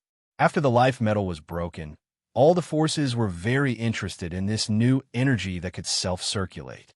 They kept negotiating and trading, and finally divided the fragments. Zhongzhou State got one, Beihai got one, the Lin clan got one, and Rothschild, Snow Country, Habsburg, Shadow Throne. Each force got a piece. There were a total of 13 fragments, and they were all divided. Li Tianlan looked down and read the information. Many things were written in the information. Lin Fengting said it in a simple way, but combined with the information, it became extremely detailed. Every faction that obtained a shard of biometal placed great importance on the research of biometal. About 10 years passed, but all the major factions found nothing. All the factions roughly built a new model, but they couldn't figure out how the energy worked. This meant that no country in the world had any way to study biometal. After the emperor of the Wang family of Beihai, finally gave up the savior plan and the floating air city, the Wang family of Beihai took the lead in tilting the research direction and turned the research energy into how to make use of this energy. The Lin clan also began to study similar problems at almost the same time. The Wang family of Beihai combined the saint's garment with a metal fragment, and the Lin clan combined the saint's scepter with a metal fragment. The two weapons that shocked the world appeared almost at the same time. The one in Beihai deliberately strengthened its power, reduced the speed at which the weapon absorbed energy, and made its structure extremely strong. The one in the Lin clan slightly reduced its power, but increased the speed at which it absorbed energy. Compared with the one in Beihai, its power was slightly weaker, but the speed at which it absorbed energy was 30% faster. It maximized the power and the speed of absorption, but the price was that the weapon itself became relatively fragile. Lin Fengting smiled. The Wang family of Beihai named these two weapons Human Emperor, and the Lin clan named them Infinite Sky. These are the first two murderous weapons in the Dark World. After the appearance of the two murderous weapons, other forces also began to imitate the Human Emperor and Infinite Sky to use that piece of metal. Then there was the third unpredictable rainbow belonging to Rothschild, which slowly developed into the 13 murderous weapons. After Infinite Sky was broken more than 20 years ago, it became the 12 murderous weapons. As for now, he looked at Ruthless in front of him with complicated eyes. This is the origin of the murderous weapons? Li Tianlan asked.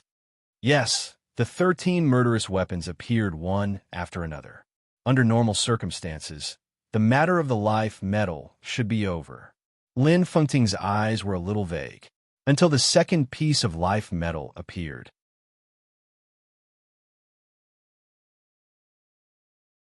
Chapter 9:39. Li Tianlan subconsciously sat up straight. If he had some understanding of the story Lin Fengting told before, then the last sentence undoubtedly touched the blind spot of his knowledge. There was only one piece of life metal, and all murderous weapons came from that piece of life metal. This was something all the forces in the Dark World knew. Where did the second piece come from? If there was a second piece, why hadn't it appeared for so many years? Where is the second piece of life metal? Li Tianlan asked directly. To be precise, it's not the second piece. It's the other half. Lin Fengting smiled. I've said it before. That piece of metal has extraordinary intelligence. We can completely treat it as another kind of life. Having intelligence means that it's afraid of being destroyed.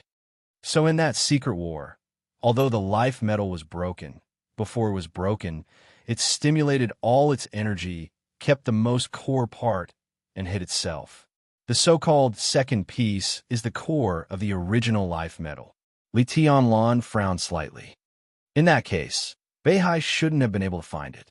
This has something to do with the energy cycle mode of the life metal. Lin Fengting shook his head. The life, will, and intelligence of the life metal all come from its energy, such as ruthlessness. When there is enough energy, it is ruthless. But when there is no energy, it becomes Xianyuan foam. Maybe it still has intelligence and can do all kinds of things with you, but obviously it can't reach the level it is now. When the life metal was broken, its will was basically broken. Although the core was hidden, there was little energy left. It needed to hide, recuperate, and slowly absorb energy. But because the metal was not complete, it was only a core. So when there was enough energy, its consciousness also became incomplete. From the perspective of human biology, this is equivalent to amnesia. But from the perspective of the life metal, under the energy cycle of the life metal with only one core, it should produce a new, somewhat ignorant new consciousness. When this consciousness becomes clear, its instincts can overcome almost everything. Lin Fengting said slowly, it desires a complete instinct. Li Tianlan narrowed his eyes. So it went to Beihai by itself? Yes. Lin Fengting nodded. At that time, the ancestors of the Lin clan were guests at the North Sea, and the aura of a human sovereign and the endless sky attracted it to the North Sea. But that battle didn't cause much movement, and the new consciousness of the vital metal could barely complete its own cycle. So, at that time, the two ancestors of the Lin clan and the North Sea joined hands and easily cut the core of the vital metal again. Lin Fengting paused and suddenly asked, "Do you know why the Wang family of Beihai gave up the savior plan?" Li Tianlan froze for a moment and said thoughtfully, "Is it because the energy needed by a piece of vital metal found in Beihai can't really perfectly circulate forever? No, one piece of life metal is actually enough. In theory, it can already create a cycle of energy that doesn't need to be exhausted. It's just that Earth's environment isn't good." His smile was a little strange. All countries are developing the aerospace industry, looking for the so-called life in outer space. There are all kinds of speculations about aliens. The source of the vital metal is meteorites from outer space. From this point of view, the vital metal is a real alien. It can't be regarded as a human, but it is indeed an outer space life with life and intelligence. At present, there is no evidence that the vital metal is an outer space race, but its living conditions are obviously different from those of humans. The environment on Earth is obviously not its cup of tea. It doesn't need water or oxygen. Years of research show that it seems to need a very special kind of cosmic radiation. Only in that state of radiation, its energy cycle is infinitely close to eternal. On Earth, if the Savior Plan is really launched, the vital metal can indeed run for a period of time when its energy is full, but soon the energy will be overdrawn, and it will fall into an energy storage period of at least 100 years. Without that kind of cosmic radiation, such a plan is not feasible. Li Tianlan suddenly laughed. That is to say, if there is something like a spaceship, the vital metal can be used as the engine of the spaceship? Probably. No one deliberately pays attention to this. Spaceship, this thing, what can it do if it's an engine? Our current technology is far from meeting the requirements, and no one is willing to banish the vital metal to space again. Li Tianlan nodded and said yes. Compared with the illusory outer space world, the power in the hands was undoubtedly more real. And then, Lin Fengting whispered, because the battle caused by the core was very small, no one except Beihai and the Lin clan knew the existence of the core. At that time, the ancestors of Beihai and the Lin clan decided to make the core of the vital metal the core of the two clans. The two clans used a lot of secret techniques to completely decompose the metal core so that it could form a new consciousness. Before the new consciousness was born, the two clans simulated the theoretical energy of cosmic radiation and activated the metal core to a certain extent. Activated? Li Tianlan asked in reply. The specific situation is recorded in the information. To put it simply, they changed part of its nature, turning it into something similar to an energy body. Then, they used special means to build a secret base specifically to maintain its existence. Li Tianlan's mouth twitched. Now it seemed that he was really listening to a story. After the preliminary work was completed, to be completely safe, the two clans divided the metal core into two. One half was left in Beihai, and the other half was brought back to the Lin clan. In this way, even if a new consciousness had an accident in the future, the two clans could control it with their own strength. Li Tianlan understood now. So, you mean even now, the Lin clan and Beihai still control the core of the vital metal? That's the foundation, not the control. But it has always been in Beihai and the Lin clan. The core was divided into two. The ancestor of Beihai named his part Wuyo, and the ancestor of the Lin clan named it Worryless. The meaning is very simple. With these two things, Beihai and the Lin clan will always be carefree. Worryless, ruthless. Li Tianlan was silent for a long time before he turned to look at Ruthless sitting next to him. Look at your two peers. He couldn't help but say, compared with them, your name is a bit too lousy, isn't it? Lin Fengting. Ruthless turned his head in a daze and looked at Li Tianlan silently. The extremely condensed sword energy under the trench coat began to dissipate little by little. The face that was exactly the same as Li Tianlan's became blurred. The trench coat softened little by little. Finally, it rested on Li Tianlan's arm and began to play dead weakly. If it's possible, Li Tianlan pinched the trench coat on his arm, hesitated for a moment, and said, I want to see the worryless of the Lin clan. It's possible, but you can't see it. Lin Fengting said with a wry smile. They are energy bodies, almost illusory. They're in the Lin clan, but I don't know where they are. Energy has no specific shape. Maybe most of the time, they're a mass of air floating in the villa, or they may be a tree simulated by their own ability. Whether they are worryless or worryless, they're actually not friendly to Beihai and the Lin clan. But now we have turned them into energy bodies, so they can only rely on us to exist. Both the North Sea and the Lin clan have a secret base that can maintain the worry-free existence of energy bodies. This is a top secret that only the Patriarch knows. That is to say, they should be sleeping in the base most of the time, but we just can't see them. But when our two clans encounter a crisis of life and death, they must show up. Otherwise, once our two clans are wiped out, no one will be able to maintain the secret base that keeps them alive. At that time, what awaits them is also extinction. But in the absence of a major crisis, no one can find them unless they show up themselves. Li Tianlan listened quietly. After a long time, he sighed and said with some emotion in his voice, It's amazing. Can't the worryless leave Beihai and the Lin clan? Of course. Lin Fengting laughed. When they were first created, they were defined as the core foundation of the two clans. This kind of thing is uncontrollable. If they can leave Beihai, then our two clans can't find them at all. How can we expect them to be the foundation? And if they can leave Beihai, the original battle in Mormons would have a different ending. You might not have Xianyuan Feng anymore. Lin Fengting said slowly. Li Tianlan was suddenly shocked. He raised his head and said in a deep voice, What do you mean? Obviously, this was the topic that Lin Fengting wanted to talk to him about today. The core of the vital metal. That kind of activated energy can suppress the power of all murderous weapons to a great extent. If it's a single murderous weapon, Wuyo's energy can make the murderous weapon completely lose control in an instant and turn it into its puppet. Xianyuan Feng. Well, Wuqing is a combination of many murderous weapons, and its state is a little special, but the core is still effective in suppressing it. At present, I don't know to what extent this effect will be, but if the core attacks Wuqing, then Wuqing can't exert its full power at all. The most important thing is Lin Fengting said helplessly, this situation is uncontrollable. Even the Wang family of Beihai can't control it. And to be honest, the power of Wuqing is obvious to all. Even if the Wang family of Beihai can control it, I'm afraid they won't deliberately stop the core from devouring Wuqing. Under normal circumstances, Wuyo is an energy body.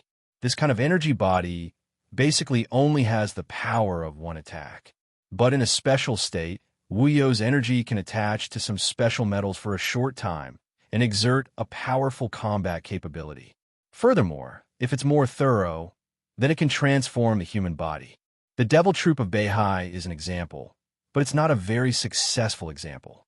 In the current situation, if Beihai is really at a dead end, Wang Shengxiao, Summer Solstice, and even Wang Tianzong can merge with Wuyo's energy body and become a kind of half-human, half-machine monster.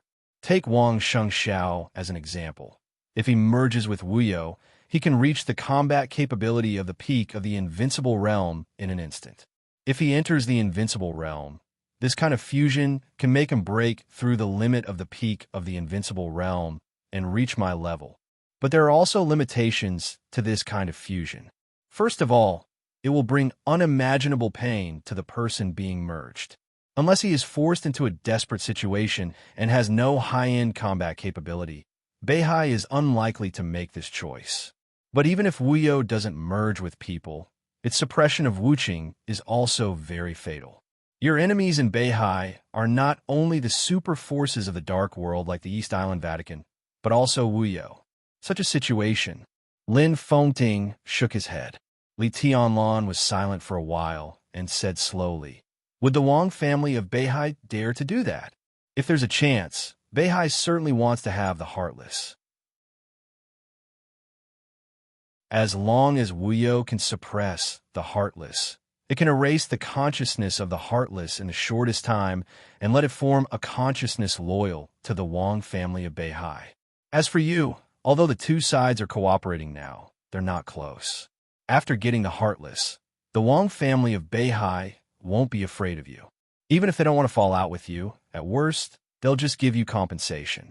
They're a big family with a big business, and you can't refuse many compensations. Li Tianlan was silent for a while, then nodded and said, I see. After a pause, he chuckled and said, Thank you. You don't have to be so polite with me. Lin Fengting shook his head and said, Actually, in the end, although your branch is surnamed Li, in the eyes of the headquarters, there is no difference between you and other branches. There is no hierarchy between the headquarters and the branches of the Lin clan. There is no leader. If you have a problem, I can help. Naturally, I will not shirk. Senior Li also knows about the carefree thing. To tell you the truth, if Senior Li did not know about this, he might not have been so determined to oppose Li Quangtu's action. After a moment of silence, he shook his head and said with a self-deprecating smile, What's your plan? Anyway, I still have to go to Beihai. Li Tianlan shook his head. Now he had no choice. Going to Beihai was not only to help Mount Dibbing, but also to completely destroy Chen Fanqing's last trump card. He and Chen Fanqing were already mortal enemies. If he missed this opportunity, if Chen Fanqing had a chance to breathe, it would be Emperor Dong's palace that would suffer in the future. So even if he knew that Mount Dibbing might have bad intentions for Wuqing, Li Tianlan could only go there. It's okay. Li Tianlan smiled and said, The Wang family of Beihai's idea of Wuqing may not really come true. It's good that you know it. Lin Fengting nodded, glanced at the clock in the cafe, and said simply, Let's go. You can study this information when you have time. Of course. Li Tianlan stood up and shook hands with Lin Fengting.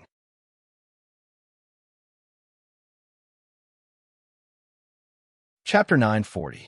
As the main building of Emperor Dong's palace, the magnificent castle in the center of the palace was a large multifunctional office area. The castle was huge and looked magnificent, but it was like an iceberg. Compared with the part exposed to the public, the part hidden underground was more amazing and larger. The castle had 6 floors. The first floor was the hall. When Emperor Dong's palace was fully developed, there would be many office windows here. Now it was just a prototype. The second and third floors were the office areas for the civil staff of Emperor Dong's palace. Departments such as finance, commerce, logistics, public relations, research and development were divided into blocks on the second and third floors. The fourth floor was the multifunctional area, where dining, entertainment, fitness, and leisure were concentrated. It was a place for the civil staff and senior officials to relax.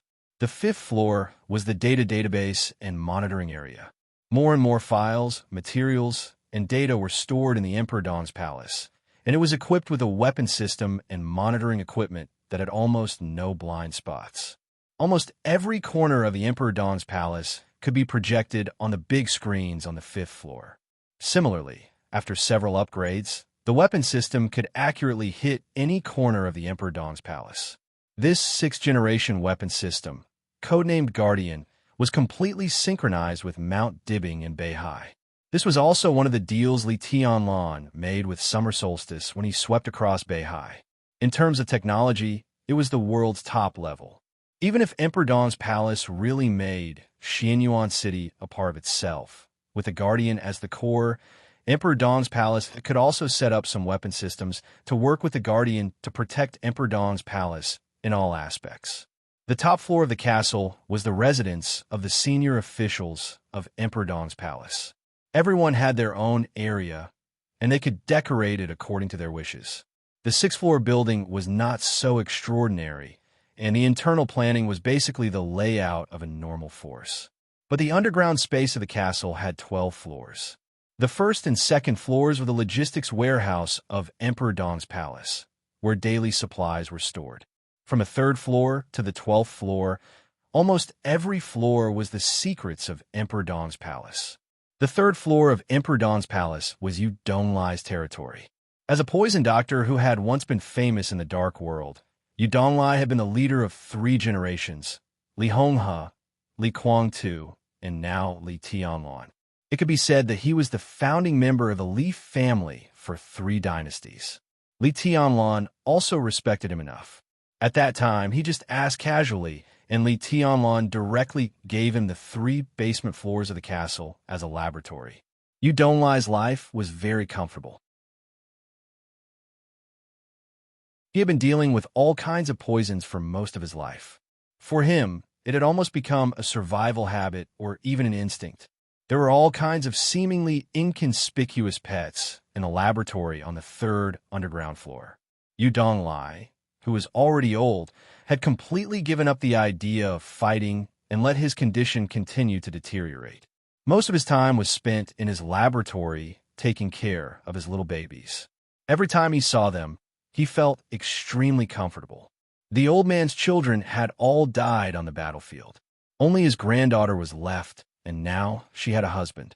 Yu Qingyan had decided to marry Ning Qiansheng in May next year. Because of this, Yu Donglai had met and talked with Ning Ziyuan, the commander of the Tian'an Freedom Corps, several times. Even among the current top officials of Emperor Dong's palace, Ning Qiansheng's future was destined to be one of the best. His martial arts might not be invincible, and it seemed difficult for him to even enter the peak of the thunder-shocking realm. But the position of Mayor Xianyuan had already determined his future identity. As long as Li Tianlan did not fall, Ning Qiansheng would inevitably become one of the directors standing at the peak of Zhongzhou State in 20 years. Even if he was not the president or the prime minister, he would certainly be a person with real power. Yu Donglai was very satisfied with his grandson-in-law. Now, I just hope that Qiansheng and Qingyan will have children later after they get married. They're still young, so there's no hurry. As for me, I think I can live for many years. If their children are born a few years later, I'll have a few more years to spend with these little babies of mine. When my great-grandchildren or granddaughters are born, I'll have to take care of the 2 little guys' children. These little babies of mine. Oh, my little babies. In the huge laboratory on the 3rd underground floor, Yu Donglai happily introduced the internal facilities to Qin Weibai, who followed him. He sounded very happy when he talked about Ning Qiansheng and Yu Qingyan. But when he thought of their children and the cute little babies in front of him, his tone inevitably became a little complicated and melancholy, with a trace of expectation and reluctance. Qin Weibai stood beside Yu Donglai and quietly looked at a creature that looked like a big frog in an exquisite window in front of her. The big frog was also staring at Qin Weibai. After a short moment of eye contact, its belly bulged and it spat out a mass of green mucus. Qin Weibai frowned slightly and felt a little disgusted. Your little babies are really ugly. Maybe you are as ugly in its eyes. Yu Donglai laughed and knocked on the glass of the window as if he was greeting the big frog. The big frog jumped up and down and spat out another mouthful of green mucus. The window began to shimmer, and the temperature inside the window began to drop. The gravity inside the window also seemed to have changed slightly. The green slime that rolled down the glass gradually gathered in one spot, slowly condensing in the corner, and finally slid into a transparent container in the window. Qin Weibai frowned slightly and looked away. Next to the big frog, there was a lump of black meat of an unknown species. The meat was slowly wriggling, and there was a black liquid in it. Qin Weibai looked away again. There were countless windows in the huge space on the 3rd underground floor. Almost every window had some strange animals or plants. But at first glance, there were really not many things that were pleasing to the eye. Combined with the cold and damp environment on the 3rd underground floor, Qin Weibai couldn't help saying, "Old man, your taste is getting heavier and heavier." "Really?" Yu Donglai asked in reply. "You weren't like this when I knew you. At that time, you were still cooking and hooting. It seemed that you were more interested in studying the menu." Qin Weibai felt a little helpless. That's because the environment didn't allow it. Yu Donglai sighed and said, "If I had such a lab back then, I wouldn't have bothered to study the menu. Take a look at this. This is called black moongrass. It's my latest invention. If you grind it into powder and mix it with the little frog's poison, it will become an extremely active poison. If eaten, the target's internal organs will become fibrotic within half a year. In the later stages, this poison can even absorb the activity in the human's blood. Basically, there's no cure for it. You're not interested? Then look at this. I haven't decided on a name for it yet. If you grind it into powder and put it in the food and drink, it's colorless and tasteless, but it can quickly burn fat inside the human body. I can guarantee that even the body of an invincible realm expert can't bear the effect of this drug and become weaker and weaker in the shortest time. Isn't it awesome? Qin Weibai listened quietly and suddenly said, "To put it bluntly, isn't this a diet drug? It's different from diet drugs. This kind of drug can burn fat, even for people who don't need to lose weight. It's possible to turn them into dry people." Yu Donglai looked serious. Qin Weibai felt a little helpless. "Old man, you're really getting more and more boring. You don't understand the fun of the old." Yu Donglai laughed and said, "It's a hobby. Where's the thing I want to see? I think everything here is what you want to see." Yu Donglai muttered and walked to the depth of the laboratory. "Don't tell me you don't know what it means for me to put the laboratory here." Qin Weibai smiled and didn't speak. Of course, she knew what it meant to put Yu Donglai's laboratory here. It not only meant that Li Tianlan had absolute trust in him, but also meant that Li Tianlan recognized his ability as a poison doctor. The castle had 6 floors above ground and 12 floors below ground. Strictly speaking, there was nothing particularly important on the 6 floors above ground. The real secrets were all underground, except for the warehouses on the 1st and 2nd floors. From the 3rd floor onwards, every floor below had secrets of Emperor Dong's palace. To say the least, even if Li Tianlan was not in Emperor Dong's palace in the future, and the enemy broke into Emperor Dong's palace, or even broke into the castle, Yu Donglai could use his laboratory to completely turn the space on the 3rd floor into a poisoned battlefield to protect the secrets of the lower floors. From this point of view, the ugly animals and twisted plants in the laboratory could be regarded as part of the trump card of Emperor Dong's palace. This was what Qin Weibai needed to see, but it was not what she wanted to see most. "I always feel that you're a little eager. Are you going to use this thing to plant something again?" Yu Donglai took Qin Weibai to a completely sealed area of the laboratory and asked casually, "You'll know soon." Qin Weibai's voice was a little expectant. Yu Donglai shrugged slightly and put his hand on the door handle. He verified his fingerprint, entered the password, scanned his pupils, and verified the password again. Click! There was a clear sound. The alloy door opened slightly to both sides, and behind the door, a space the size of a living room appeared in front of them. Chirp! An incomparably clear and melodious voice rang out without warning. This sound was not loud, but it suddenly appeared, extremely clear and even a little harsh. It was like a bird chirp that was distorted to the extreme. It was not angry, but extremely violent, like a crazy burning fire. Qin Weibai seemed to frown a little uncomfortably, but she still walked in. There was almost no extra furniture in the small sealed space. There was only a small table with pens and ink on it, as well as a few neatly arranged thick notebooks. A special glass cover covered most of the space, and inside the glass cover was a field of brightly colored lush. Qin Weibai took 2 steps forward. Inside the glass cover, a twisted purple tree about 2 meters high stood inside the glass cover. It was dark purple all over, and even its leaves were glowing with a dark purple light. The purple tree was thick and twisted. The trunk, which should have been straight, seemed to have been folded countless times, looking extremely uncoordinated. The dense branches and leaves grew without any pattern, and the whole thing looked extremely ferocious.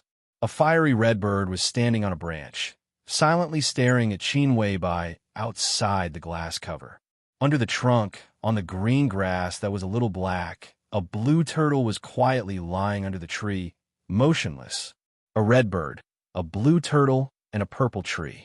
Qin Weibai stood in front of the glass cover, watching this scene, and kept silent for a long time. "This is what you want to see." Yu Donglai's light voice rang out. It's also the most successful masterpiece of my life. What do you think? It's spectacular, Qin Weibai whispered. The top.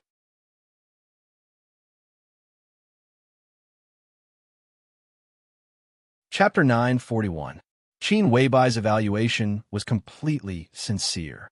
The red bird, the blue turtle, and the purple ancient tree did not look very big, but in the limited space, the dense branches almost crowded every available corner. If the twisted trunk stood upright, it would be at least more than 20 meters. The thick trunk kept twisting on the left and right sides, looking like a giant dragon with a curved body. The ancient tree was so eye-catching, but the red bird and the blue turtle were still eye-catching. One big and two small, one plant and two animals, got along very well in the huge glass cover, each with its own light. Qin Weibai stared at the scene deeply. The red bird stood lazily on the treetop. It was very small, even slightly smaller than a sparrow, but its whole body was fiery red, even blood red. Two very thin but very long feathers stretched out from under its wings, extending more than a meter long, like two red lines supporting its small body. Qin Weibai narrowed her eyes, walked to the glass window, and knocked slightly. Chirp! Another fierce and loud bird chirp sounded. On the treetop, the red bird suddenly opened its wings. In an instant, there seemed to be two groups of flames burning on the purple ancient tree. Qin Weibai took a step back and looked at the scene. Her eyes were shining. The two feathers on the wings of the red bird were more than a meter long, which were its folded wings. Now, as it flapped its wings, the two wings, which were more than a meter long, were fully opened. All of Qin Weibai's eyes were attracted by the two dazzling red wings. The wings flapped slowly. In this case, in the center of the two wings, the body of the red bird, which was smaller than a sparrow, was like an ordinary organ, as if the two wings were its main body. So beautiful, she whispered to herself, with sincere appreciation in her tone. Where's its information? Qin Weibai asked softly. Yu Donglai found a button at the bottom of the glass cover in silence and pressed it. The glass cover began to glow faintly, revealing line after line of text. Blue-crowned sparrow, poison. Fire cloud bird, deadly poison, 6 experiments. Magma bird, liquid poison, 75 experiments. Poison bloodwings, poison fusion mutation, 315 experiments. Cardinal sparrow, extremely hot poison, 1,372 experiments. Vermilion bird, unknown. Qin Weibai's gaze shifted slightly to the right. Similarly, a piece of text appeared on the glass cover on the right. Deep-sea frigid turtle, deadly poison. Dark lurker, latent poison, 46 experiments. Frost turtle, poison assimilation, 285 experiments. Black shell, extremely cold poison, 600 experiments. Black tortoise, unknown, immature. His gaze was focused on the center as the gentle and subtle words continued to shine. Ebony, basic container. Poison fusion body, mutated, genetically modified. Poison mutation body, multiple mutations, number of experiments unknown. Poison immune body, tree of life, unknown. Qin Weibai carefully read every word and did not speak for a long time. What he saw in front of him could be said to be one of the most core secrets of the Li family. The overall plan began more than 260 years ago and was called the Tree of Life Project. The Li family and the Wang family of Beihai had been tied together for a very long time. Therefore, in terms of horizontal comparison, the Tree of Life Project was equivalent to the Wang family of Beihai's Immortality Potion Improvement Plan. It was one of the most important plans of the Li family. From a biological point of view, this is indeed a miracle. Qin Weibai whispered. She had seen this plan in her notes, but it was the first time that she had really come into contact with these three creatures. Both cardinal and black shell are the work of predecessors. Yu Donglai's tone was a little emotional. He did not deny Qin Weibai's statement. However, the existence of Hongke and Xianjia was indeed a miracle in life. In the beginning, the Li family had gathered a large number of biological experts. The initial purpose was undoubtedly to enhance their strength. From the beginning, the Li family attached great importance to all kinds of poisons. The reason was that a very important heir of the third generation of the leaf family had died from a strange poison in the Hung state. Therefore, this plan was called the Poison King Plan at the beginning. The original purpose of the leaf family was to develop a poison that could kill any creature. After countless experiments in the early stage, the original team identified two creatures as the carriers of the Poison King Plan. The blue-crowned sparrow had ordinary poisons, but was extremely sensitive to poisons. The deep-sea cold turtle had highly toxic and strong vitality, and had a certain degree of resistance to all kinds of poisons. That was the first part of the plan. Then, over a long period of time, after countless experiments, it successfully evolved again and again. Yes, was evolution. In life, it was similar to a miracle of evolution.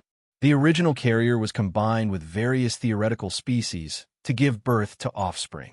At the same time, a large number of poisons were used to improve the genes of hybrids.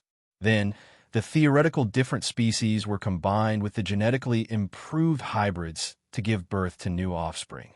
Experiments, failures, and failures kept repeating the process. Different theories were overturned again and again. The blue-crowned sparrow kept dying, one after another, year after year.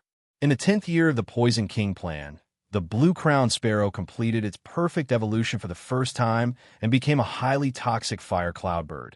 A brand new species evolved from the blue-crowned sparrow. 5 years later, the research of the deep-sea cold turtle made a major breakthrough. The deep-sea cold turtle evolved into a dark lurker. The Poison King Plan took a crucial first step. More than 200 years of research, generations of teams made countless efforts, and finally, the blue-crowned sparrow and the deep-sea cold turtle evolved to a very high level. Cardinal, black armor. Compared with the original blue-crowned sparrow and the deep-sea cold turtle, the cardinal and black armor had nothing in common with the former two. They were completely two new species with highly toxic bodies. This was the extremely secretive poison of the leaf family's hottest poison and the coldest poison. The hottest poison was as violent as fire, and its toxicity was extremely fierce. In theory, a drop of cardinal's blood could completely ignite all the vitality of an expert at the peak of the thunder-shocking realm in an instant, burning the opponent into nothingness in the fastest time, even leaving no ashes. The coldest poison was good at hiding. Once poisoned, there was basically no possibility of getting rid of it. It was destined to accompany the poisoned person for a lifetime. When two kinds of extremely opposite poisons were combined, the intense and difficult-to-remove poison was enough to kill an expert at the peak of the invincible realm. This kind of poison could be turned into a liquid or a gaseous poison, which was almost impossible to guard against. The only drawback was that the fusion process of the two poisons was extremely difficult, and some special materials were needed. At present, Yu Donglai only had one real finished poison. "Do you want that poison?" Yu Donglai said slowly. "This needs Tianlan's approval." "No, that poison can be put aside for the time being. It's not the time to use it yet." Qin Weibai shook her head. The coldest and hottest poison could kill an expert at the peak of the invincible realm, but this did not mean that it had an upper limit. It was just that in the past many years, the peak of the dark world was the expert at the peak of the invincible realm. In her notes, Qin Weibai was very clear that this poison could cause a fatal threat to even an expert beyond the peak of the invincible realm. The deterrent effect of this poison in Emperor Dong's palace was even far greater than that of a fully charged murderous weapon. "I'm here to see this tree." Qin Weibai asked, "Is it called the poison immune body now?" "Yes, my poison immune body." Yu Donglai's spirit was refreshed. His face was glowing, and he deliberately emphasized his tone. Red Sparrow and Black Armor were completed about 60 years ago. It had been nearly 50 years since Yu Donglai joined the Leaf family, and it had been more than 40 years since he began to contact Red Sparrow and Black Armor.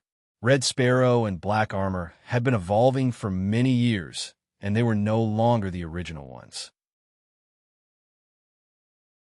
Although the newly born Red Sparrow and Black Armor were stronger than before, they were still far from the next perfect evolution that was expected.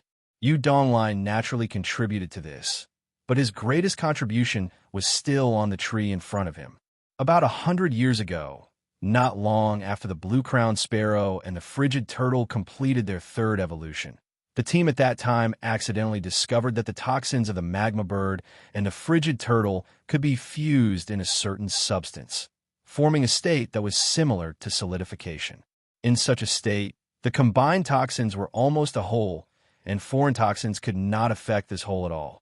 At that time, this further increased the difficulty of evolution. But at the same time, someone also proposed an idea to study a substance that could fuse the two toxins and use this substance to fuse the two toxins and distribute them to the important personnel of the Li family. In this way, the people who took this solidified toxin would theoretically be immune to all poisons. If this development was successful, not only the combatants of the Li family, but also some researchers and explorers would be able to carry out their work more smoothly. From then on, the Poison King Project was renamed to the Mother Tree Project. In the following few years, after countless experiments, a new team joined the Mother Tree Project and came up with a complete set of poison symbiosis theory. The theory of using poison to stimulate life force, or even replace life force to greatly extend the life of living things, was perfected bit by bit and put into experiments. This was the core of the Li family's tree of life plan. However, the implementation of this plan did not go smoothly. Until the eve of the Li family's destruction, after many genetic improvements and mutations, this plan still remained at the stage of poison mutant. Many years after the Li family's destruction, Yu Donglai, who was in charge of this plan at that time, had not given up trying. After combining a large amount of information left behind, he finally made the poison mutant evolve again and become a real poison immune body. This was the greatest masterpiece of Yu Donglai's life. Just like the name of the poison immune body, he was known as the Poison Doctor and could even be said to be the #1 expert in using poison in the dark world. But his greatest masterpiece was to make a poison immune body that could be immune to any poison. Old man, can this thing really become the tree of life in your hands? Qin Weibai asked. It's possible, although the probability is very small, and it's not in my hands. Yu Donglai shook his head. I left a lot of information, and I will continue to study it when I have time. It can be regarded as leaving it for future generations. As long as the research continues, there will be a day of success. It's a long time, Qin Weibai smiled. But even now, it's enough to be immune to all kinds of poisons. What are you going to do with it? Yu Donglai asked in confusion. The poison used by Kunlun City to control Phoenix Pavilion is a very special kind of neurotoxin. It's difficult to find an antidote for such a toxin, so it can only produce inhibitors. Even Kunlun City can only suppress that kind of virus. Qin Weibai whispered, they have two means of control, drug control and strong spiritual suggestion. The problem of spiritual suggestion is not a problem for me. So, Qin Weibai smiled gently, and her eyes were indescribably bright. Li Qingshang will soon arrive in Tianan. As long as this tree can successfully make Li Qingshang immune to the neurotoxin of Kunlun City, then the next thing is very simple. Her breath was very quiet, and her expression was very calm and indifferent. I want to completely destroy Kunlun City.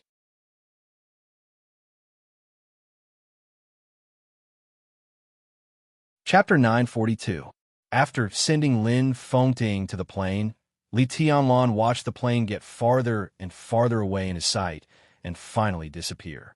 He stood straight and gently breathed a sigh of relief and looked at Lin Yuxian beside him. Lin Yuxian looked a little melancholic and helpless. It might not be appropriate to say that Lin Fengting said goodbye to Li Tianlan, but as a son, Lin Yuxian came to see off his old father with sincerity. But from beginning to end, Lin Fengting did not say a few words to his son. He just talked with Li Tianlan about the origin of the murderous weapon in the cafe. Lin Yuxian was busy with various checks on the plane. After the check, Lin Fengting also left. What are you thinking about? Li Tianlan looked at his expression and asked casually. I wanted to tell him about Qingcheng, but I didn't have the chance. Lin Yuxian shook his head. Li Tianlan's mouth twitched. Don't you think it's too early? Don't say that you are familiar with her. At most, you just met her, right? She may not even remember your name. Am I so insignificant? Lin Yuxian's tone was puzzled. Li Tianlan took out a cigarette and threw it to Lin Yuxian. Then he turned and walked to the black car parked in the airport. Anyway, it's too early. You can't let Uncle Lin directly propose marriage with the power and identity of the Lin clan, can you? Even if Uncle Lin is willing to do this for you, Li Shi, who has had enough of it, may not accept it. I suggest you wait. Today we go back to Tianan. I will try to arrange some opportunities for you to be alone. Then it's up to you. All right. Lin Yuxian hesitated and nodded. He opened the door and sat in the driver's seat. He asked curiously, "What did my dad say to you for such a long time?" Li Tianlan glanced at him and did not hide anything. He raised the information in his hand and said, "There are some other questions about the origin of the murderous weapon. If Lin Yuxian was still the heir of the Lin clan, he would know these things sooner or later. Even if he had been removed from the list of heirs, he would definitely know some things in the future. Carefree was destined to be an absolute secret between the Wang family of Beihai and the Lin clan, but the patriarchs of some important branches would definitely know about it. Not to mention anything else, the patriarch of the Lin clan's branch in Europe would definitely know about the existence of Carefree, and Li Hong'a obviously knew about it back then. Even though Lin Yuxian was no longer the heir of the Lin clan, his importance in the Lin clan was beyond doubt. The Lin clan was the god of war in Zhongzhou in the clan's plan, which meant that all branches of the Lin clan in Asia would be led by Lin Yuxian. For For Tianlan, Lin Yuxian would also be the most important ally of Emperor Dong's palace in the future. It was not inappropriate to tell him about his carefree life. After Tianlin Lin and Chen Lin, Yuxian was he Lin. After listening to Li Tianlan's words, Lin Yuxian was silent for a long time before he asked with some uncertainty. You could say there is, but you could also say there isn't. Li Tianlan said, faintly, no one can be sure of Wuyo's state, but its activation ability is very high. If it fights alone, its energy will be exhausted very soon. Only by combining with a human and undergoing transformation can it completely stabilize its combat capability. But who in Beihai can accept Wuyo's transformation? It wasn't that there wasn't such a candidate, but it was obviously very difficult for Beihai to make up his mind. Wang Xingxiao would not do that unless it was absolutely necessary, let alone Wang Tianzong and Summer Solstice. It was related to the core foundation of the Wang family of Beihai. In this case, even Dijiang could not be completely trusted. Only in the hands of the lineal descendant of Beihai could Wang Xingxiao rest assured.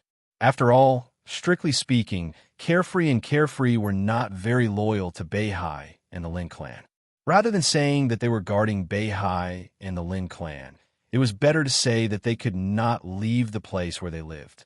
This also meant that Beihai was likely to have no candidate who could accept Carefree's transformation. In this case, Carefree might make people afraid, but it was not impossible to solve.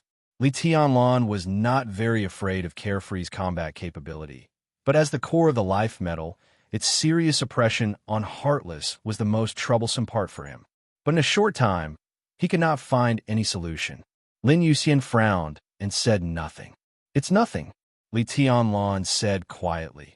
After all, in the upcoming decisive battle, Beihai and I are not enemies. Maybe there will be a conflict in the end, but it will be after the enemy is killed. At that time, it is unknown how much threat Carefree can pose. It is unlikely that Beihai will use Carefree to deal with you, but that is the core of the life metal. If Beihai uses the core to plot against Heartless, this chapter is not over. Please turn the page. Lin Yuxian was a little hesitant. It's okay. Li Tianlan looked out of the window and said faintly, I said it in the desert. Now it is time to let the dark world know that even without Heartless, I am still invincible. A strange light flashed in Lin Yuxian's eyes. Tianlan. The car quietly left the airport.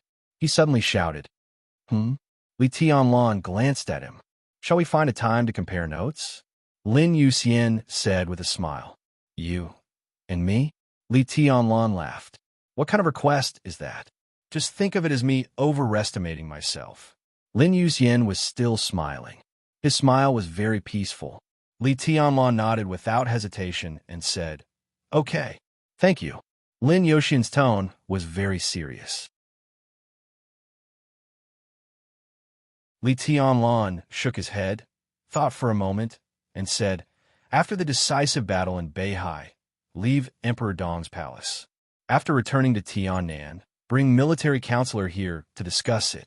Emperor Dong's palace is not short of resources now.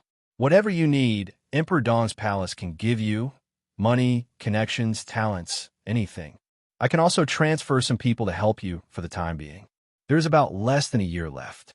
During this period, we can compare notes more. After the election, the situation in Zhongzhou State should stabilize. I hope that you can become an invincible realm expert by then. If everything goes well, it will be time for you to replace Kunlun City. Lin Yuxian had never been a vassal of Emperor Dong's palace. Even though he was now the commander of the nightmare army of Emperor Dong's palace, Emperor Dong's palace had always positioned him as an ally, not a subordinate.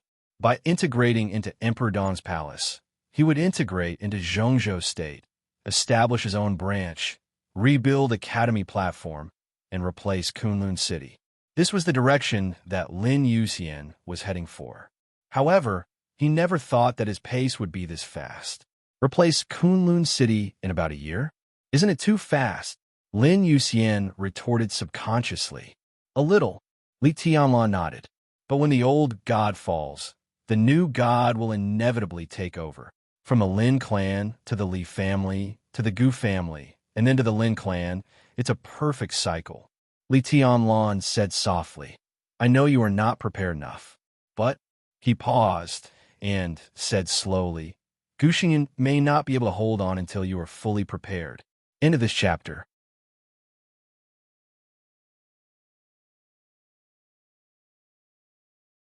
Chapter 943. When the taxi stopped in front of the sanatorium, the fiery sunset had disappeared. The cold chill was wrapped in the night and enveloped the world. He got out of the car and quietly looked at the warm lights in the sanatorium in front of him. He stayed there as if he was lost in memories.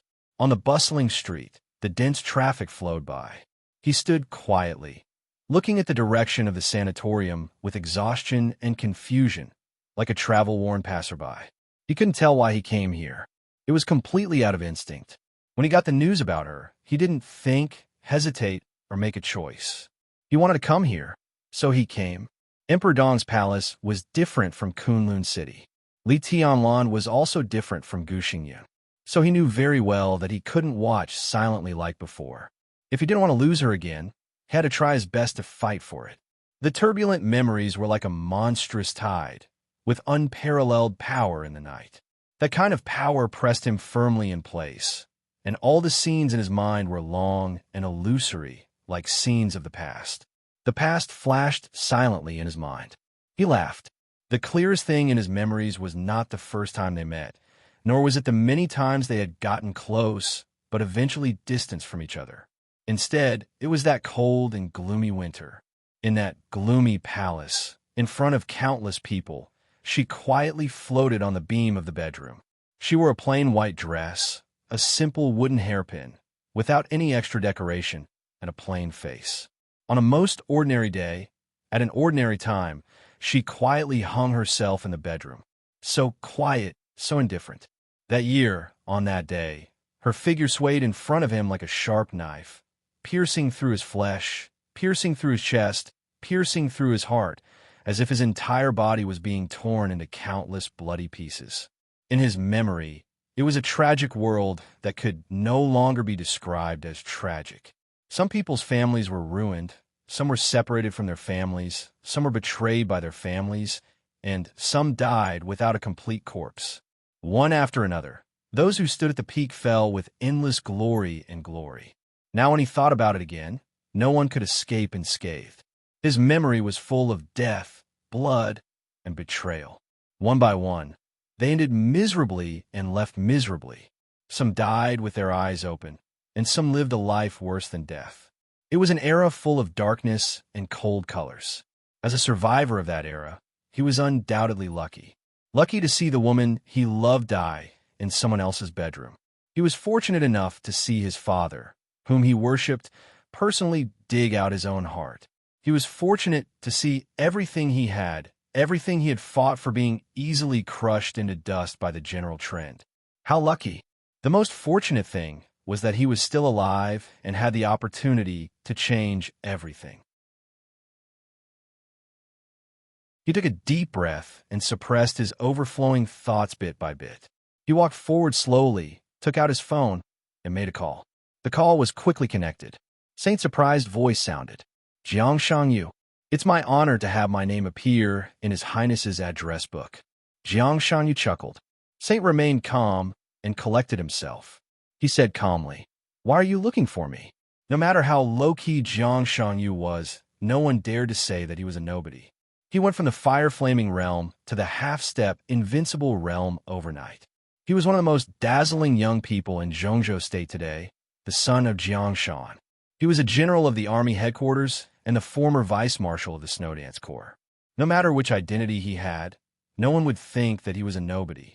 Saint would naturally remember his contact information. Not only him, but the name Jiang Shangyu was also marked as an important person even in Li Huaqing's address book. I'm at the gate of the sanatorium in Yuzhou. Jiang Shangyu's smile was peaceful. In the night, it was a smiling face that would make people feel very warm.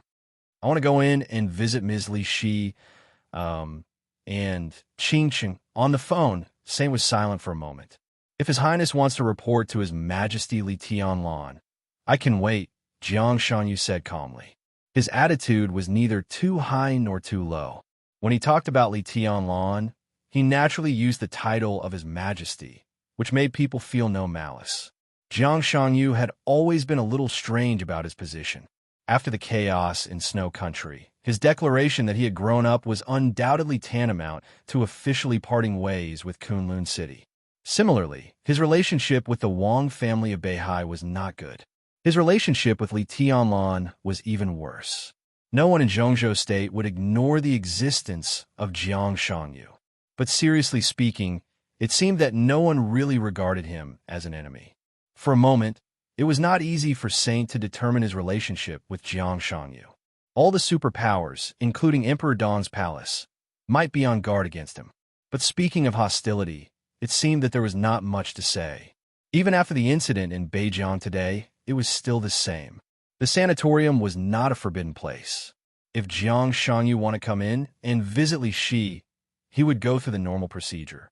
He would greet Saint, and Saint would not find any reason to refuse. No need. Saint said slowly, I will greet the guards. You can register and come in directly. Thank you. Jiang Shangyu smiled and hung up the phone. The registration was very simple, and entering the sanatorium was even more unimpeded. Walking through the tree-lined path in front of the sanatorium, at the end of the road, military counselor was standing there quietly. Seeing Jiang Shangyu coming over, he nodded slightly. I asked Li Shi. Saint said blandly, she agreed to see you. Jiang Shangyu smiled and said, thank you. Saint turned around and led the way. After 2 steps, he suddenly asked, do you know about what happened in Beijiang? Yes. Jiang Shangyu nodded naturally. Huang Tong was too outrageous. He deserved to die.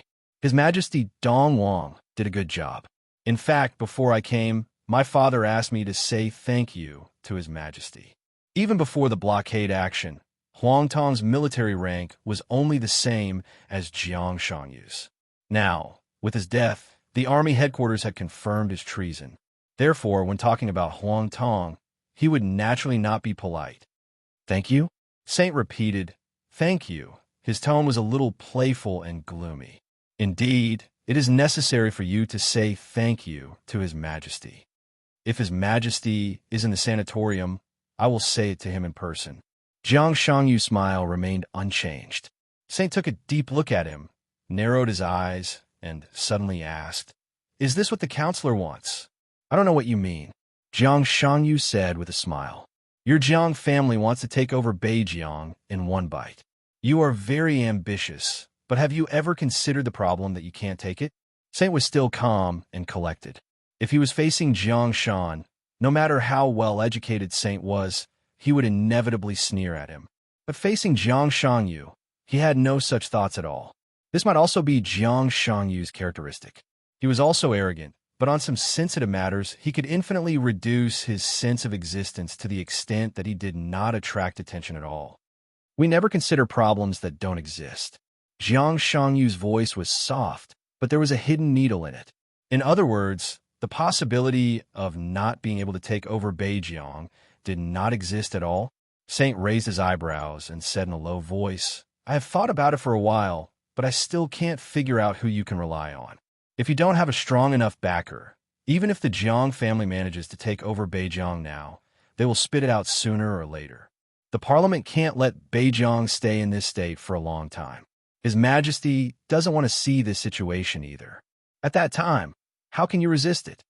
It's certain that Zhongzhou State doesn't like to see the current situation, but the situation in Beijiang is sensitive. The parliament does need a person who can deal with all kinds of things. And in a short time, Zhongzhou State's eyes are bound to focus on His Majesty Li Tianlan and Chun Fanqing, or Gu Xingyan. Compared with Beijiang, this is the most important thing. The parliament can't take care of us in a short time. This precious time is what we need to fight for. Only with time can we make arrangements." Jiang Shangyu's frankness was a little surprising. He smiled and suddenly said, "Your Highness, what do you think of the game between Emperor Dong's palace, the Wang family of Beihai, the Prince Group, and the Special Warfare Group?" Sam was stunned for a moment, and then he smiled weirdly. "Game? Does the Special Warfare Group still have the qualification to participate in the game?" Jiang Shangyu was silent for a long time, and then he laughed and said, "Indeed, after today's incident, Gu Xingyan's prestige has fallen to the bottom, and the Special Warfare Group is almost out of the game." There was no doubt that Gu Xingyan's failure had extremely serious consequences, but the more serious consequence was that he lost to Li Tianlan, who was at the height of his power when the Special Warfare Group was caught in the scandal of treason. The relationship between Kunlun City and the Burning Legion could not be explained clearly until now. Gu Xingyan's failure would cause the foundation of Kunlun City to fall apart. Game? Now it seemed that this word was almost a joke when applied to Kunlun Shun. "So, isn't the answer very obvious?" Saint said slowly. "Great minds think alike." Jiang Shangyu was silent for a while, and then he smiled implicitly. "The Special Warfare Group is out of the game, and the Prince Group is doomed to fail alone. Emperor Dong's palace and the Wang family of Beihai, to be specific, the southeast, the wealthy families, the north, and the new groups besiege the Prince Group. The academics may stand aside, but it's impossible to be completely neutral. Haha, under the siege of all parties, Chun Fanqing and the Prince Group absolutely can't bear it. The Prince Group falls apart, and its strength is greatly damaged. Emperor Dong's palace and the Wang family of Beihai have an unprecedented victory. This is probably the result of this game." So, Saint turned his head to look at Jiang Shangyu. The sword intent was flowing in his eyes, with a strong pressure, sharp and threatening. So, Jiang Shangyu spread his hands. "Have you ever thought about what will happen to the Prince Group in the end? This is a group that is rooted in Zhongzhou State for hundreds of years, and its history is even earlier than that of the Southeast Group. It is deeply rooted. The Prince Group's strength may be greatly damaged or even split, but such a group will not collapse after a setback. Your strength is very strong, but Your Highness, do you really think that the Prince Group will disappear completely after the game?" Saint shook his head subconsciously. Even the most optimistic person could not say that the Prince Group would disappear completely. They were destined to suffer heavy losses, and even half of their strength could not be preserved. With the fall of Chun Fanqing, the Prince Group would inevitably suffer losses, but would it disappear completely? This was almost impossible to do, and Li Huaqing would not watch such a situation happen. So the best result was that Chun Fanqing's people would be completely destroyed, and a large number of people in the Prince Group would enter the new group and the academics. The remaining strength would be scattered in chaos, and then they would slowly integrate, elect a new leader, and stand firm again. At that time, the new Prince Group would still be a giant. Everything should be over before the election. The Prince Group will fall into a period of chaos, but as time goes by, people will always be able to see the situation clearly. Maybe in 3 months, half a year, or a year, the Prince Group will automatically integrate and reshuffle. Jiang Shangyu chuckled softly. In the cold night, his gentle smiling face had a kind of flamboyance and wildness. I seem to remember that my father's position in the Prince Group is not low. Saint. He suddenly stopped moving forward, turned around, and looked at Jiang Shangyu with a charming smile with burning eyes. Until this moment, he really understood what everything in Beijiang meant. It was like someone gently pushed away the light fog in front of him with his hand, and everything suddenly became clear. Jiang Shan and the Prince Group had been drifting apart in recent years, and they were almost like strangers. Everyone ignored Jiang Shan's position. But the moment Jiang Shangyu said it again, Saint had goosebumps all over his body. Jiang Shan belonged to the Prince Group. The Prince Group was destined to fail in the game. The power led by Chun Fangqing would be completely broken up, and other parts of the power would leave the Prince Group. The remaining strength would be reintegrated, and a new leader would be elected. Who would be more suitable to be the new leader of the Prince Group than Jiang Shan, who completely controlled everything in Beijiang? Strength, money, connections, status, prestige. Jiang Shan had all the power. When the people in the Prince Group were in a panic, Jiang Shan directly controlled Beijiang completely. When the Prince Group woke up, there was no need to say more, and those people would approach Jiang Shan. At that time, the Prince Group... No, at that time, it would not be the Prince Group at all. Maybe it would be the Beijiang Group, or the Jiang Group. It was an indescribable feeling. All the temperature in his body seemed to be drawn out in an instant, and the feeling of slight trembling spread all over his body. Saint stared at Jiang Shangyu deeply. This is your purpose? The situation is like this. Jiang Shangyu's expression was a little innocent. Saint snorted with a poker face. I suddenly thought of a word that Chun Fangqing often said recently, and even used several times on His Majesty. Thief of the country. Saint looked at Jiang Shangyu and said, Your Jiang family is the real thief of the country. How dare you? Your Highness, do you want to stop it? Jiang Shangyu chuckled. What do you think? Saint narrowed his eyes. It's too late. Jiang Shangyu smiled and said, It's too late. Since I can say all this, it proves that there's no need to hide a lot of things. You can't stop it, and His Majesty can't either. In fact, I know that he has ideas about Beijiang, but he is too slow. You're all too slow. If His Majesty wants Beijiang, he needs to operate, install people, and create the situation he wants. It's too slow. We are different. The Jiang family has been developing in the northern borderline for decades. The things that His Majesty wants to operate can all be omitted here. We can go straight to the point and form today's situation. It's really too late. You, Jiang Shangyu chuckled. It's too late. You're right. Saint was silent for a long time, then slowly nodded. In terms of the foundation in Beijiang, no one can compare with the Jiang family. This is your advantage, but your advantage is limited to Beijiang. Did the Jiang family really not consider the consequences of what they did today? What consequences? Jiang Shangyu asked indifferently. Saint sneered. You and I both know that there are only 2 forces in Zhongzhou State that can support Beijiang now. The first is Emperor Dong's palace, and the second is the Wang family of Beihai. The latter will not compete with Emperor Dong's palace for the control of Beijiang at this time, and the backer of the Jiang family is obviously not Emperor Dong's palace. What other answer can there be? Behind you is a foreign force, and it can only be a foreign force.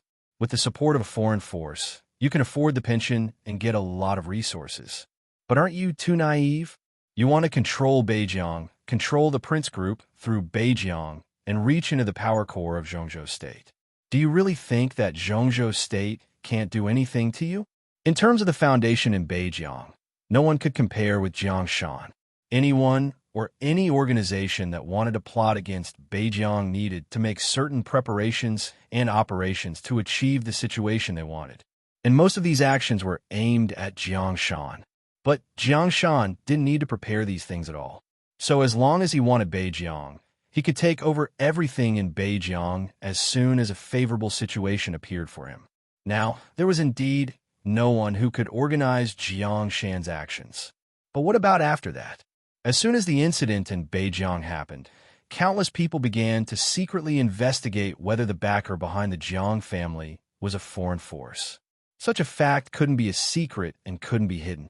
Once the backer behind the Jiang family was exposed, even if Zhongzhou State had no time to care about Beijiang, it couldn't let Jiangshan do whatever he wanted in Beijiang. After all, no matter how serious the fight between Chen Fangqing and Li Tianlan was, it was an internal affair. Once a foreign force was involved, all the forces in Zhongzhou State would unite against it. There is no so-called foreign force, Jiang Shangyu said calmly. If there is, then they can't be regarded as the backer of the Jiang family. On the contrary, the Jiang family should be regarded as their backer. He smiled and said lightly, "It seems that many people have misunderstood something. Why does the Jiang family have to have a backer to do things? Our Jiang family doesn't have the habit of being a dog for others. If there is a so-called backer and backer, then the backer and backer of the Jiang family are ourselves. That's all. I've been adjusting my work and rest in recent days.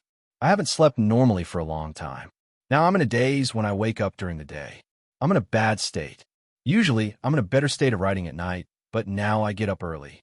When night falls, I'm so sleepy that I can't open my eyes. So I didn't update for a day yesterday. I'll try to make up for it after adjusting."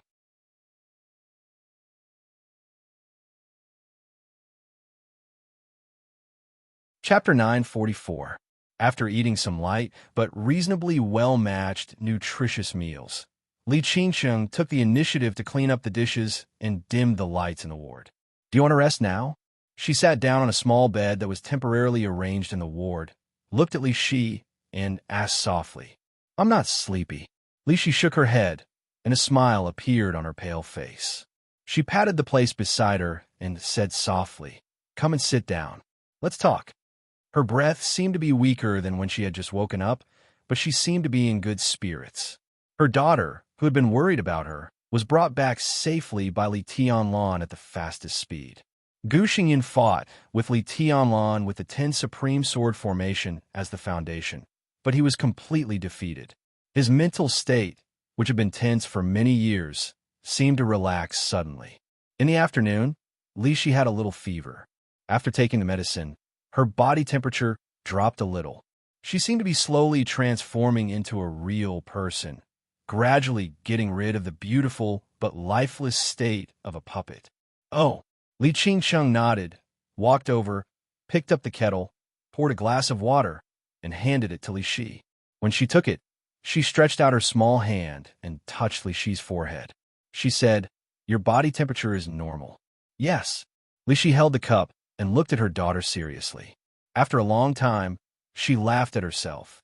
An extremely ironic fact was clearly placed in front of the mother and daughter.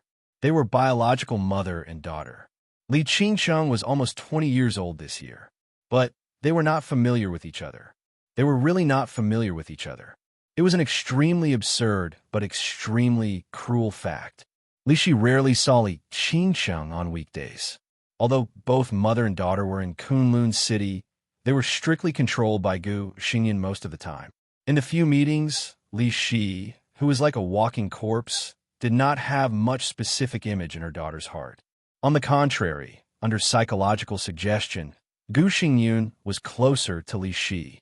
Although Gu Xingyin was not a good father at all, at least his sense of existence was many times that of Li Shi. So at this time, without Gu Xingyin, when she was alone with her daughter, Li Shi obviously had a lot to say, but she didn't know what to say for a while. "We will go to Tianan tomorrow. Will we settle down in Xianyuan City in the future?" Li Qingsheng carefully cut an apple and took the initiative to speak. Li Shi was stunned and chuckled. "You don't like it?" Li Qingsheng took a small bite of the apple. Her usually calm eyes revealed a trace of confusion. After a while, she shook her head and said softly, "I don't know either." It had been less than a day since she left Kunlun City, and she couldn't adapt to the current life where she didn't know what to do at all. She didn't care about Kunlun City and Gu Xingyun, but she didn't resent them either. She suddenly left that place and came to her mother, who was a little strange but had never been far away from her. What she had in her heart was pure discomfort. Then you can think about it. Li Shi stretched out her hand and carefully stroked her daughter's soft hair. Her voice was distant and clear, as soft as the wind. To be exact, I will go to Tianan tomorrow and settle down in Xinyuan City. If you don't like it there, tell my brother-in-law. Well, tell His Majesty Dongwang that he can stay in Yuzhou, go to Huading, go to Jiangzhe, or go abroad. If you don't want to listen to him, it's fine. I can give you a sum of money. You can go wherever you want and do whatever you want. Carefully, she held the woman in her arms. After her infancy, it was the first time for her to do this for so many years. Feeling Li Qingqing's stiff body, Li Shi's body trembled slightly. "Qingqing, I'm not a good mother. This is the truth. I don't even deserve to be a mother. For so many years, I'm sorry. All the things that a mother can give, I'm not worthy of it. All the things that a mother can give me have never been given to me. But at least now, the most important thing I can give is also what I've been looking forward to for many years." She held her daughter tightly and whispered, "I'm free, truly free. From now on, no one will restrain me. You can choose not to forgive me or even leave me and never come back. But I'm free. Even Li Tianlan won't force me to do anything or go anywhere. I'm the only one who can live in Xinyuan City. I can refuse."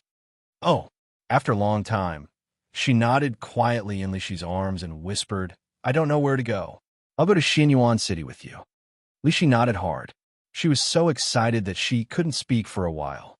"I heard that Xinyuan City is very beautiful. If we go there, we should be able to get a good house, right?" Li Qingcheng straightened up from Li Shi's arms and smiled softly. "Of course," Li Shi said softly. "You can choose from every place in Xinyuan City." She said this with great confidence. She had decided to join Emperor Dong's palace, not being coerced or given away, but voluntarily. Now she had not recovered from her serious injury, and it was estimated that it would be difficult for her to recover to the real peak of the invincible realm. But as long as she had time, she could completely recover to a realm infinitely close to the peak of the invincible realm. In this case, even if her body had not recovered for the time being, she would definitely become the third deputy palace master of Emperor Dong's palace after entering Emperor Dong's palace.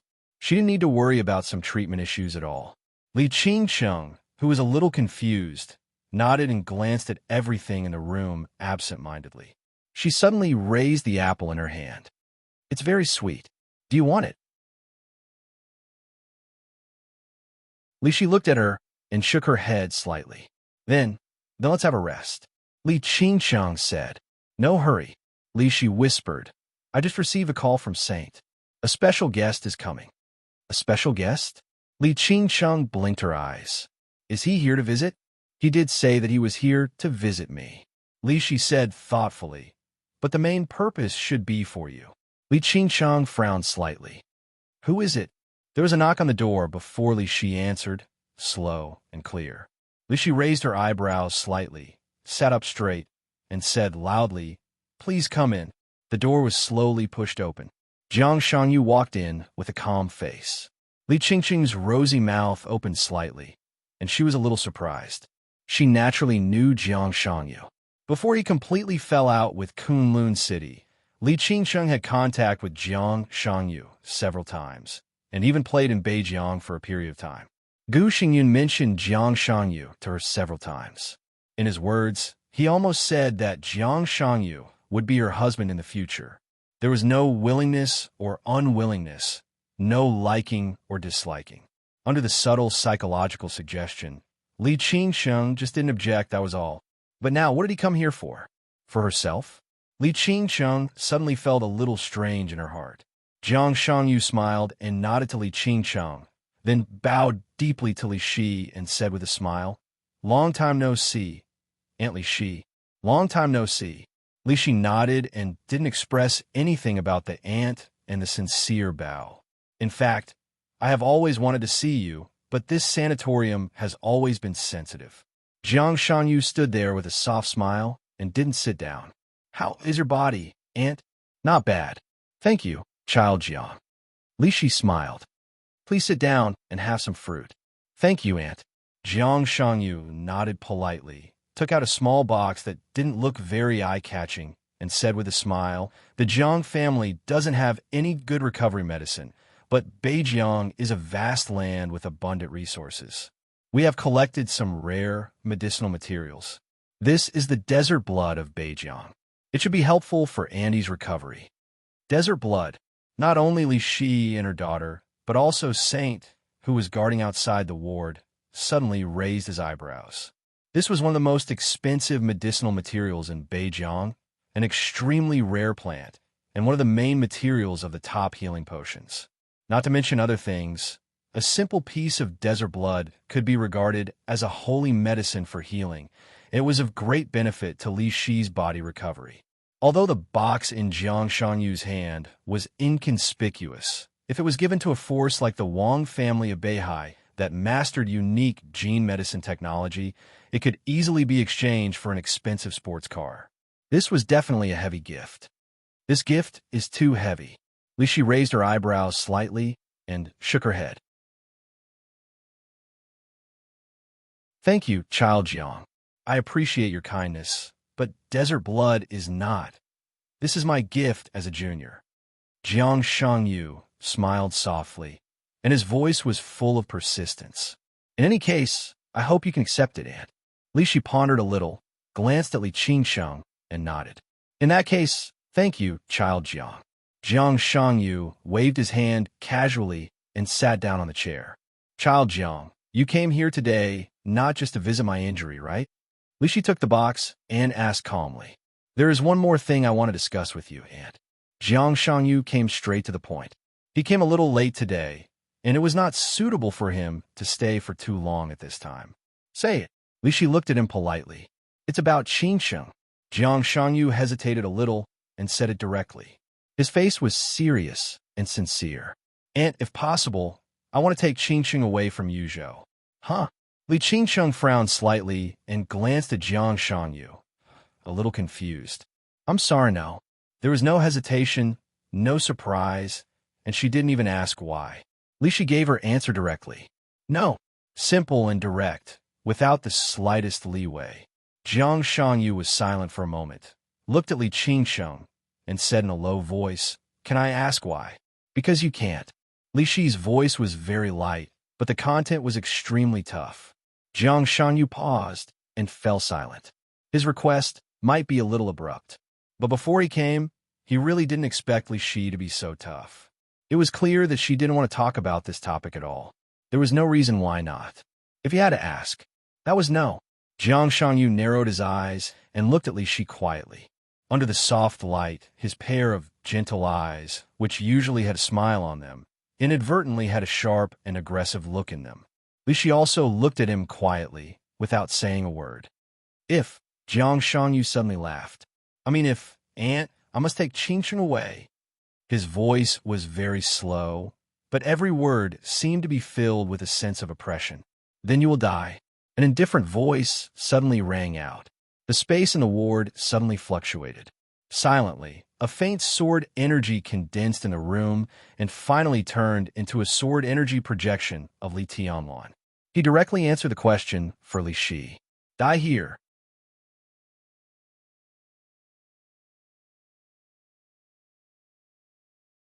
Chapter 945. What if I have to take Qingsheng away? Then you'll die. Die here. Simple, clear, and straightforward. What Jiang Shangyu said was his boldest idea. Li Tianlan's answer was the most serious consequence. No one would doubt Jiang Shangyu's determination, but no one would doubt Li Tianlan's strength. The room suddenly quieted down. Li Tianlan's sword chi projection stood in the middle of the ward, looking at Jiang Shangyu lightly. Jiang Shangyu's pupils contracted slightly, and he smiled slowly. Your Majesty, long time no see. Li Tianlan was expressionless. Do you want to try to grab her? Jiang Shangyu's breath surged several times, and finally it slowly converged. He said with emotion, "Your Majesty is as tough as ever." He did have the idea of grabbing people. Li Shi had not recovered. Same was guarding outside. In such a case, if he suddenly took Li Qingqing away, he would have a great chance to escape. But it was completely different with Li Tianlan. When he entered the sanatorium, he did not notice Li Tianlan's breath, but now the projection of the other party appeared in the ward, so the real body must be not far away. Even if he could grab her, Li Tianlan had ruthlessness and would catch up with him in an instant. It made no sense to grab her by force. He sat in the chair again, spread out his hands, and smiled helplessly. "Grabbing is not my intention, but you do want to do it," Li Shi said lightly, and her calm eyes stared at Jiang Shangyu. "Why do you want to grab my daughter?" Jiang Shangyu was silent. He was silent for a long time before he looked up at Li Qingqing. Li Qingqing frowned slightly and looked at him. "I like her." Jiang Shangyu's voice was low and frank. "I can give her happiness." Tiannan, Xinyuan City. Under the cover of night, a black Rolls-Royce stopped in front of a cafe in the center of Xinyuan City. This custom-made Rolls-Royce with countless advanced privacy technologies was originally a gift from the Wang family of Beihai to Emperor Dong's palace when the headquarters of Emperor Dong's palace was built. It was Emperor Dong's car, but now it had become Qin Weibai's special car. Wherever this car was, Qin Weibai was there. Horsewoman got out of the car, bowed slightly, and opened the back door of the car. Qin Weibai walked out of the car, looked at the cafe in front of her, and narrowed her eyes slightly. "Let's go."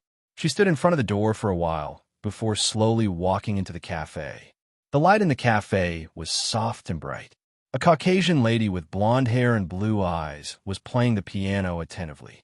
Amidst the pleasant music, a figure in the corner of the cafe stood up and waved at Qin Weibai. Qin Weibai walked over with a calm expression. In the corner was a young man who seemed to always have a subtle smile on his face. When he saw that Qin Weibai had noticed him, he sat down again and looked at Qin Weibai with a somewhat presumptuous gaze. Even though it was winter, the weather in Tiannan was still warm. Qin Weibai was wearing a thin white sweater and black wide-legged pants. Her hair was tied up. She was 1.76 meters tall and wore a pair of 7-centimeter high heels. She looked like a fairy as she walked. She was tall enough to make most men feel ashamed of their inferiority.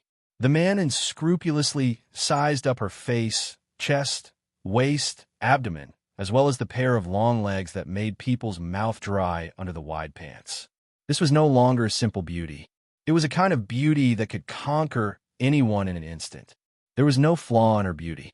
She completely fulfilled the fantasies of perfection that most people had. If there really was a goddess, she would probably be like this. She didn't look like an ordinary person. She was otherworldly. His eyes narrowed slightly, and the smile in his eyes became more and more intense. Horsewoman, who was following Qin Weibai, tensed up. It seemed that she already had the intention to kill. "Your eyes are very presumptuous." Qin Weibai sat down opposite her and said in a calm tone, "If Tianlan were here, he would have your eyes gouged out." I just suddenly remembered that someone told me something. Qin Weibai raised her eyebrows.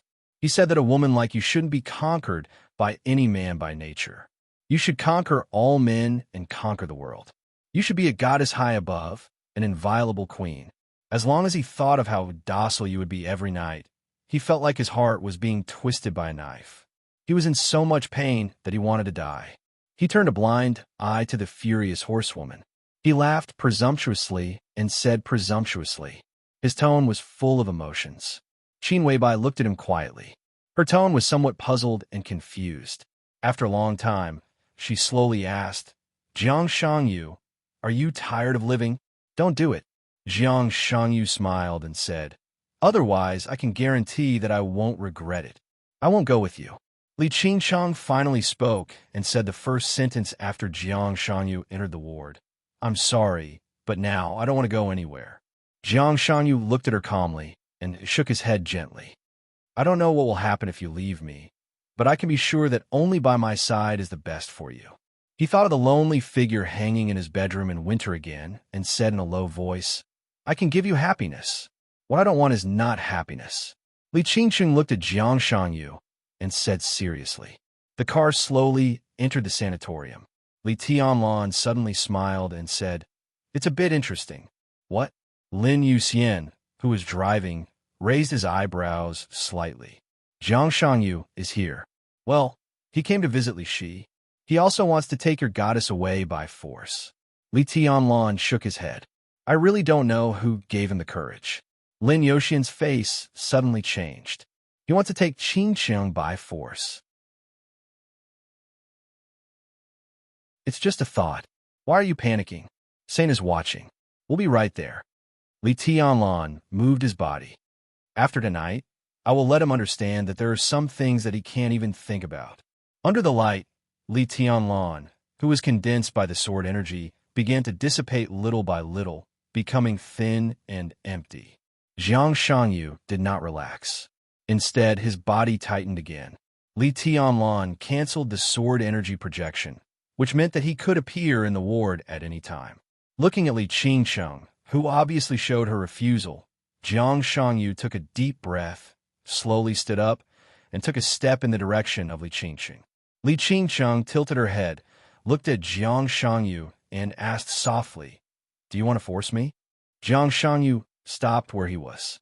He looked deeply at the face in front of him, which he had remembered for too long, and whispered, "I want to talk to you alone. Of course, the dead won't regret it." Qin Weibai took the menu and ordered a glass of lemonade. Her tone was indifferent. "Dead? I didn't say that. I have no idea about you. The goddess is high and mighty, but as a mortal, I can still understand. I know what kind of person is suitable for me, and I know what kind of person I like. I was just passing that sentence. Even if I'm guilty, it's not enough for the crime of blasphemy, right?" Jiang Shangyu said softly. Qin Weibai did not speak. Her fingers were pointing at the menu. Suddenly, she froze in place and did not look up for a long time. "Did it remind you of anything strange?"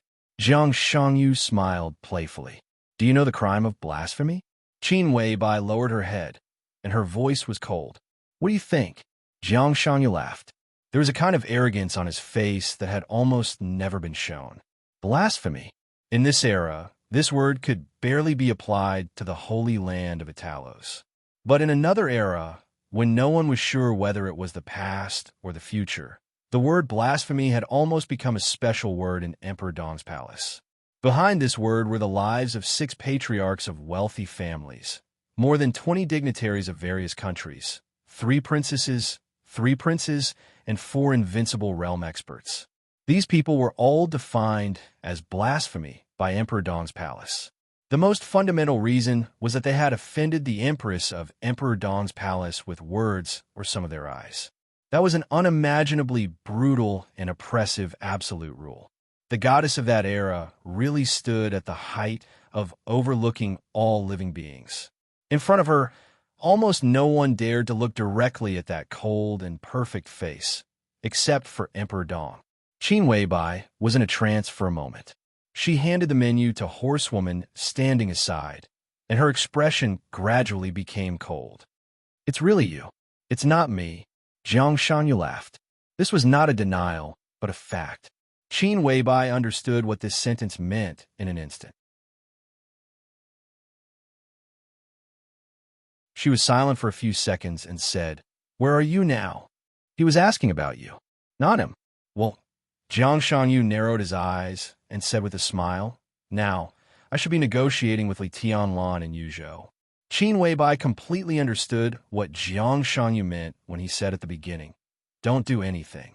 Otherwise, it would definitely not be him who would regret." She was now facing Jiang Shangyu at the same time. In Yuzhou, Li Tianlan was also facing Jiang Shangyu. Qin Weibai closed her eyes. Her heartbeat became extremely fierce in an instant. All kinds of messy thoughts swept through her mind like a storm. She subconsciously clenched her hands. At this moment, she suddenly thought of Molad in the Holy Land and his majesty behind him. At that time, it was not her who went to the Holy Land, But she also knew this news. She recalled some details of the chaos in Snow Country, as well as the details of the major forces against Beihai. Forcing herself to calm down, Qin Weibai narrowed her eyes tightly. You planned the thing in Beihai? You're exaggerating. I just added fuel to the fire. This thing is fundamentally a conflict between Beihai and Zhongzhou State. It's just that Emperor Dong's palace rose too quickly, so I was also involved. Jiang Shangyu said lightly. The lemonade was served. Qin Weibai held the cup and drank the water. She took a deep breath and suddenly turned to look at Horsewoman. Go to the car and wait for me, she said calmly, and her tone was indisputable. Horsewoman hesitated, then turned and walked out of the cafe. Wise decision. Jiang Shangyu smiled. Qin Weibai stared at Jiang Shangyu coldly. You're not dead. That's not surprising. Jiang Shangyu shook her head. Because I'm not an exception. You're not dead either, aren't you? Knights Templar, the Jiang family of South America, East Island. Qin Weibai murmured to herself. What a big deal. Compared with you, this is nothing. Samsara Palace is amazing. That's what a force should be like. What about me? Now Knights Templar is basically loyal to me, but the Jiang family of South America and East Island are at most cooperating with me. At most, I can occupy some dominance. I'm not as lucky as you. When you went to the Wang family of Beihai and the 24 moves of sword fought against the 6 paths of reincarnation, I hid in the dark. But no one thought that you would be so crazy that you chose to die together with Wang Shengxiao. I had a reason to take action, but I was too late. You smeared the blood of Vermilion Bird and Xuan Wu on Xianyuan Feng, and the final outbreak of ruthlessness involved me. When you came back, you could meet Wu Wei, and he could use years of fate to heal your injury. But what about me? 2 deadly poisons and terrifying injuries were in my body. I was lucky to be alive. When your injuries stabilized, I was still on my last breath. When you began to try to recover your cultivation, I was still at death's door. When your cultivation began to stabilize, I found you. We shared the burden of your injuries and barely survived. Jiang Shangyu laughed and said somewhat mockingly, and then, when you left Zhongzhou State and began to build Samsara Palace, I probably just entered the chi-controlling realm. When the master of Samsara Palace was famous, I hadn't even entered the fire-flaming realm. I can't compare with you. I have everything I have today because I carefully accumulated it little by little. You are different. You have everything you have today because you took it by the way. Qin Weibai listened quietly and looked at Jiang Shangyu indifferently. So, now, you're not going to hide it anymore? It's not necessary. Jiang Shangyu chuckled softly. The time is ripe. Your sword over Mormons decided a lot of things. Next, it should be my time. Why did you accept Wang Shengxiao's invitation back then? To avenge your father?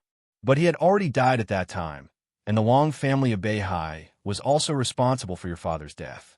If that was not an invitation, Jiang Shangyu lowered his head and clenched the coffee cup in his hand. He was silent for a long time before he suddenly asked, Do you have someone you like? The kind of person who would disregard everything for her. From the first time he saw her, he felt that she was destined to be with him. The cold wind at night blew across the rooftop.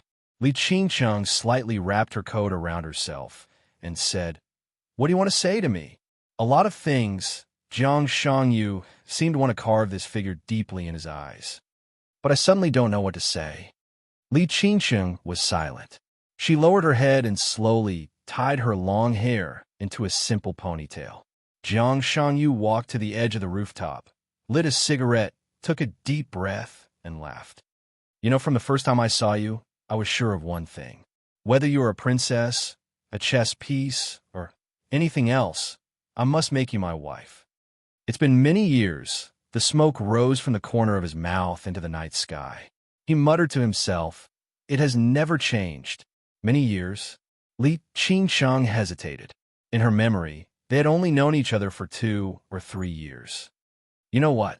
I've always known your situation in Kunlun City. I know the contradiction between Gu Xingyun and Li Shi. I know the reason why you were caught in the middle and became a victim. What I want to do most in my life is not to fight for hegemony or power.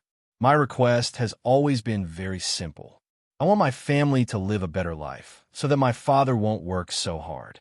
I want the person I like to live a happier life and not be so helpless. I want to live like a human being and not be so incompetent. This is all my dream. What's the point of living a life and ruling the world? It's good to be happy, carefree, and free. He looked up at the deep winter night sky of Yuzhou City and murmured, "But some people's starting points are predestined. In this circle, if we want to protect our family, protect our lover, and live like a human being, we have to fight for something and kill some people. A few years ago, at the beginning, I was really powerless.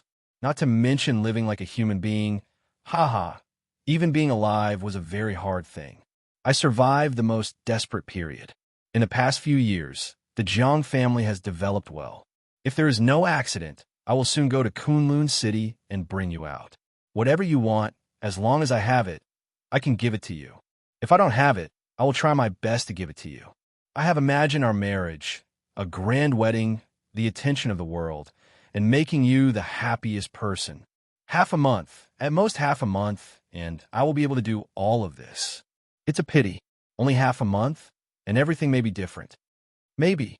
Li Qingsheng looked at Jiang Shangyu quietly, indifferent. "Come with me, Qingsheng." Jiang Shangyu turned around and looked at her. "You can have whatever you want. What Emperor Dong's palace can give you, now the Jiang family can also give you." The wind whistled fiercely on the rooftop at night. Slowly, Li Qingsheng shook her head. "Sorry. What do you want to say?" Qin Weibai's voice was cold and indifferent in the soft voice. "You avoided my question." Jiang Shangyu smiled playfully. "Are you saying that until now, you're not sure whether you love Li Tianlan or not? Or are you not sure whether you love Li Tianlan or Dong Xinghuang too?"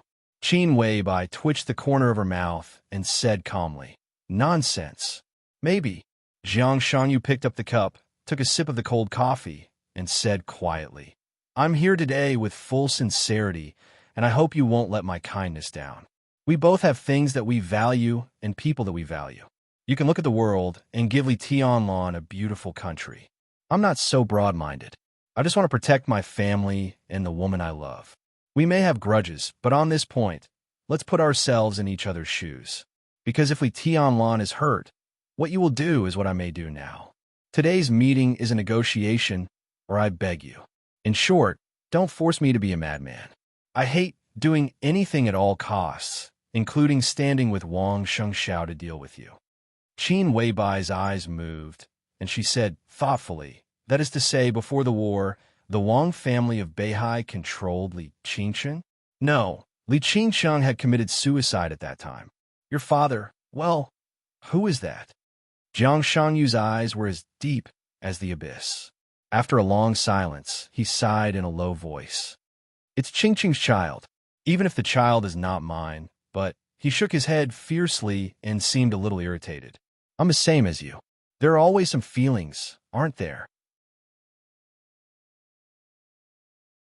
Qin Weibai narrowed her eyes and played with the lemon water in her hand. After a while, she said slowly, "No, we're not the same. I love him." Thinking of Li Tianlan, Qin Weibai's eyes were gentle and somewhat intoxicating. It was a kind of joy from the heart. "I can also be sure that he loves me, too. A few years ago in Huading, when he saw me for the first time, I saw the emotion in his eyes that may not be strong, but was obvious enough." She smiled softly and looked at Jiang Shangyu, whose face was a little ugly. "I can do anything for him, and I also believe that he can do anything for me. I am his woman, and in the future, I will even be the Empress of East Emperor or even the Empress of the whole Dark World. We have each other, in the past and in the future. So we are not the same." She took a step back gently. Li Qingqing's expression was as indifferent as a beautiful landscape painting. Full of sincerity and frank love came to her face, so heavy that she even found it difficult to resist. She slowly shook her head. "Perhaps Mother is right. What I want to need the most right now is freedom. Master Jiang, I can't go with you. I'm sorry. I can give you freedom." Jiang Shangyu suddenly took a step forward. "No one will restrain you, neither will I. On the contrary, If you leave with me, you will be freer than you are in Emperor Dong's palace. Much freer. Why don't you understand? You are destined to be my woman. Come with me, and you can do whatever you want by my side. I've heard people say that the so-called freedom is not that we can do whatever we want. It is that we can do whatever we don't want to do. Some thin clothes fluttered in the night wind. Li Qingchang smiled faintly. She was quiet and tranquil like a lotus. I don't want to go with you. It is my freedom. You want to take me by force. No matter what you will give me in the future, in fact, I am not free. Jiang Shangyu was stunned. Thank you, Master Jiang. Li Qingchang said softly, thank you for your love, but for me, I don't think it is a good thing to accept a relationship. As for marriage, now that I have freedom, I won't think about marriage. Maybe I won't think about it in my life. I'm very grateful for your love, but she smiled and said the cruelest words in the most direct manner. I don't love you. She doesn't love you. Qin Weibai looked at Jiang Shangyu, who was a little gloomy. Li Qingcheng doesn't belong to you in the past or the future. You have never owned her. Maybe you can give up everything for her. You want to change her fate, but in fact, you didn't do what you could. On the contrary, Tianlan has changed her fate. She is free. You have the right to pursue her, but you are not qualified to control her life under the excuse of loving her. You are not even qualified to sit here and talk about this topic. Do you think this argument can persuade me? Jiang Shangyu's expression changed little by little and finally became expressionless. His voice was a little cold. I'm not paranoid, but it doesn't mean that I don't insist. I was born as a human being, and I have always wanted to live like a human being. Everyone has something that they must insist on and can't give up. I don't want to persuade anyone. This is just a fact. Qin Weibai's voice was light. A fact? If the fact is that Li Tianlan met Dongsheng Rushi first, fulfilled the engagement, and returned to the Dongsheng clan, and then met you, but didn't talk to you, would you be willing to give up? Jiang Shangyu asked with a sneer. I'm different from you. I helped Tianlan. The final battle of Heaven Capital, the chaos of Snow Country, and now the merger of Samsara Palace and Emperor Dong's palace were all just help. I never tried to control Tianlan's life and path. If what you said really happened, then I wouldn't give up. I would pursue him and even seduce him. As long as I stayed with him, I would do anything, but I would never control him. And your assumption is just an assumption. In fact, after he left the Li family, the first person he met was me. We may be the same, because we both have advantages that others can't compare with, advantages that can change everything. I didn't change anything and still became Tianlan's woman. And you didn't change anything. You could have made Li Qingsheng fall in love with you and never leave you. When you could have done that, you didn't do anything. This can only be said to be your stupidity. Don't you think it's too late to make up for it after Tianlan made his move? I'm not here to talk about this today. Jiang Shangyu was silent for a long time before he said in a low voice, if I have to say, I can only say that my situation was not very good in the past few years. You can call the wind and summon the rain, but for me, until more than 2 years ago, it was very difficult to simply live. I wasn't sure what kind of future I could give Qingcheng, so I naturally wouldn't provoke her. But it doesn't matter. I'm here today for only one request. Why do you think I'll agree? Qin Weibai looked at Jiang Shangyu expressionlessly. Because of you, Jiang Shangyu said blandly. It may not be appropriate to talk about the other you, but you and I both know that you have fallen in Mormons. You, who Li Tianlan cares about most, have fallen in Mormons. Me and me, you and you, are essentially the same, but this is our feeling. At least, in Li Tianlan's eyes, you are just a fake. If you promise me, then the one in front of you today is not Jiang Shangyu. You can stay with Li Tianlan and spend the rest of your life with him. If you refuse me, then the one sitting here today is me. Two of me appear in Yuzhou and Tiannan at the same time. What will Li Tianlan think? I can help you keep a secret, and I can naturally see through your disguise. No matter how similar a fake is, it can't be completely real. Qin Weibai slowly stood up. Jiang Shangyu looked at him and narrowed his eyes. The choice is between me and you. You should know what this means. To you, Qing Sheng isn't someone you can't give up on. Also, this can't be considered giving up. I'm the most suitable man for her, and she is destined to be my woman. Only by being together with me can she obtain true happiness. Swish! Qin Weibai raised her palm. Half a glass of lemon water was directly splashed on Jiang Shangyu's face. Jiang Shangyu slowly wiped his face and smiled with a cold expression. "You're the fake," Qin Weibai said lightly. When she turned around, her slender and thin figure drew a long shadow in the moonlight. The shadow moved slowly and finally disappeared on the rooftop, blending into the light. The cold chill swept the whole world with the airflow. Jiang Shangyu stood there and watched Li Qingqing's figure disappear completely. He closed his eyes with some pain. "Obviously, your courtship failed." In the indifferent voice, Li Tianlan's real body appeared in front of him. Jiang Shangyu opened his eyes and smiled. "It's just temporary. Still not giving up?" Li Tianlan raised his eyebrows. "She is destined to be my woman. As time goes by, she will find that only I am the most suitable for her." Jiang Shangyu took a deep breath and looked at Li Tianlan with complicated eyes. The Jiang family plotted against Beijiang and ruined Li Tianlan's plan. But Li Tianlan took Li Qingqing away and ruined his life. He laughed self-deprecatingly, looked at Li Tianlan, and said seriously, "If you are willing to help me, then I will owe you a favor. At the right time, it is not impossible for the Jiang family to return Beijiang to you. We have many choices in our lives. Different choices represent different directions. Our greatest freedom is the right to make choices." Jiang Shangyu looked at Li Tianlan seriously and held out his hand to him. The lemon water slid down his face and dripped on his clothes. Jiang Shangyu lowered his head and wiped it casually. He said calmly, "Qing Sheng has the life toxin of Kunlun City in her body. There are also strong spiritual hints. You Donglai can solve the first one. You can solve the second one. Solve the problem and help me get Qing Sheng. This is all I ask. If you help me, I can let you get everything. If you refuse me, I can let you lose everything." He looked up at Qin Weibai. "What's your choice?" Qin Weibai looked at him quietly. After a long time, she took a deep breath and said calmly, "I am tired. Goodbye." That was her answer. Not having an answer was also an answer.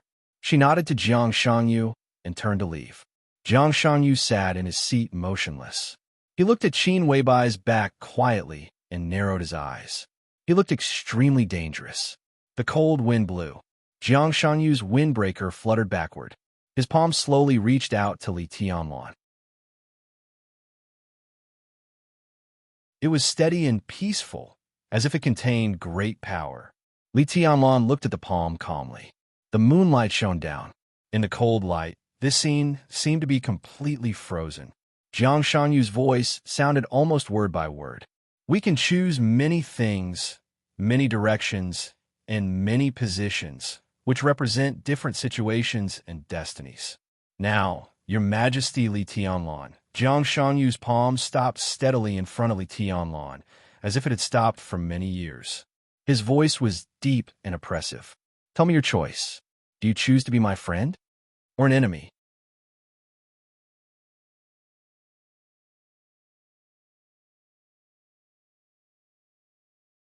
Chapter 946. Friend or Enemy. Most of the time, the so-called fate and different directions were chosen in an instant. Li Tianlan narrowed his eyes and looked at Jiang Shangyu's outstretched palm. Jiang Shangyu's expression was calm and serious. The smile that seemed to cover his face at all times disappeared completely. His voice was clear, firm, and steady. This was the Jiang Shangyu he was familiar with, fragile and somewhat weak. He might be a genius in other people's eyes, but in Li Tianlan's eyes, it was just a piece of cake to kill him. Jiang Shangyu did not have the strength to threaten him, let alone the power to threaten him. But at this moment, he really felt a sense of oppression that was not strong but real. The hand reached in front of him, and his life seemed to really have two directions, to the left or to the right. "I think of our first meeting." Li Tianlan's voice was calm and cold. Jiang Shanyu frowned slightly. You mean in East Island? Li Tianlong glanced at him. I'm not sure what the reason is, but I can be sure of my feeling. Maybe it's your eyes when I first saw you, or maybe it's your expression. It seems that everything is normal, but every time I think about it, I have a very uncomfortable feeling. You can say it's intuition. From that moment on, I was sure that we would not be friends. His voice was clear, and his eyes were clear and rational.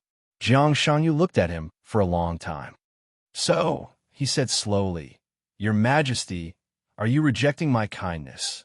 Your kindness means nothing to me. We are not friends. As for whether we are enemies or not, I don't care.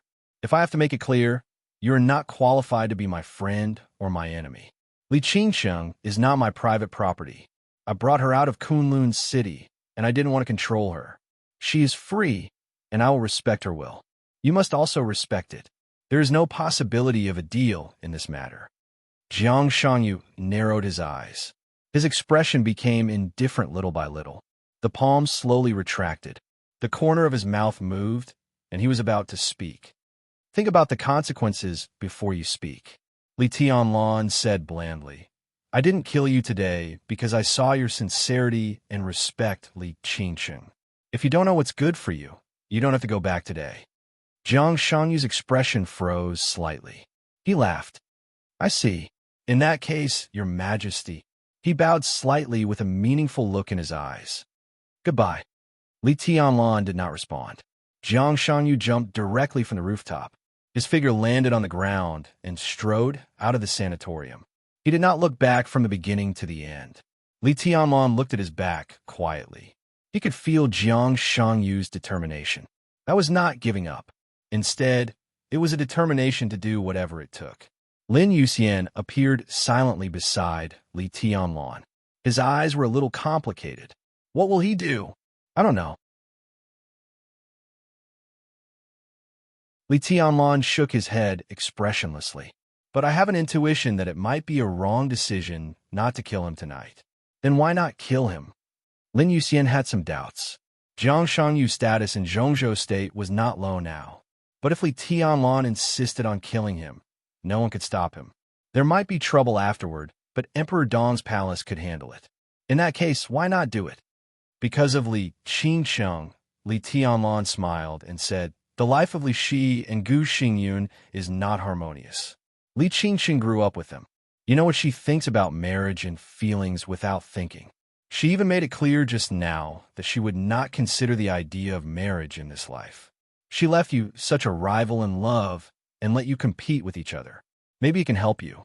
Otherwise, if you only rely on yourself to pester Li Qingsheng, it is basically impossible. Damn, you don't believe in my charm? Lin Yuxian stared and was a little speechless. This is my brother-in-law's understanding of my brother-in-law. Li Tianlong laughed. Lin Yuxian chuckled without emotion and suddenly said, That's not the whole reason, is it? Yes. Li Tianlong nodded. One more thing.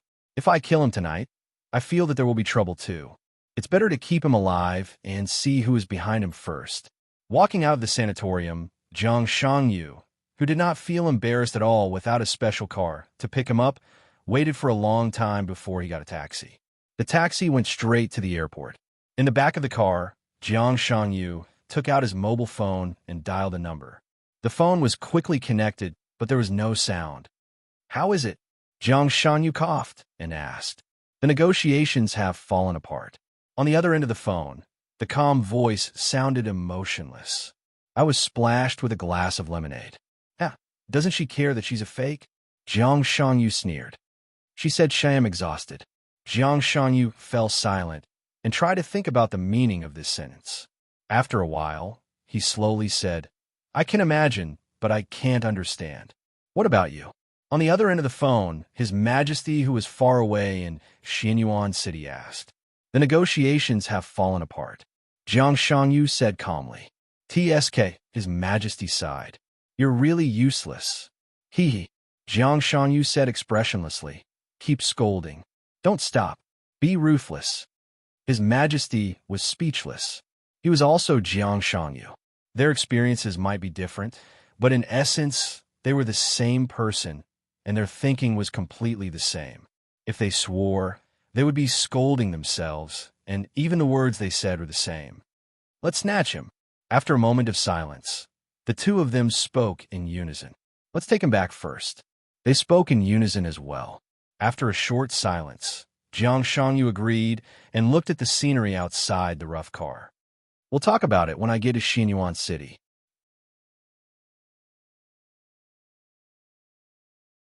On the rooftop, Li Tianlan accompanied Lin Yuxian to smoke a cigarette. He glanced at him and said with a smile, "Hey, are you still depressed? Don't think so much. There will always be opportunities in the future. If I were you, I would go to get close to Li Qingsheng now. What are you thinking about here?" Lin Yuxian snorted. "If you were me, would you really go?" "No." Li Tianlan thought for a moment. "It's not easy to be a bootlicker. You can also catch up with my sister like this. God is blind." Lin Yuxian looked disdainful. "How many times have I said that it's your sister who chased me?" Li Tianlan sighed. "Well, not the same. Not the same." The phone suddenly rang. Li Tianlan took out his mobile phone and glanced at the number. His eyes softened slightly, and he directly pressed the answer button. He said with a smile, "What are you doing?" "Looking at the night view." Qin Weibai on the other end of the phone smiled softly and said softly, "The night view of Xinyuan City is very beautiful." Li Tianlan nodded. "I'll go back tomorrow. I'll accompany you then." Qin Weibai was silent for a moment and said softly, "I'm afraid not. Tianlan, I have to go back to the headquarters of the Lin clan and come back in a few days." "The problem in South America?" Li Tianlan frowned slightly. Qin Weibai hesitated for a moment and nodded. "Yes, but it won't be long. I'll be back soon." That you're tuning in to the Romance Rendezvous YouTube channel. We're so grateful for your support, and don't forget to subscribe to join us on this incredible journey through captivating stories. Your generosity through donations truly makes a world of difference, as it's the primary source of revenue that allows me to expand and enhance this channel for you. Thank you from the bottom of my heart for being a part of this adventure.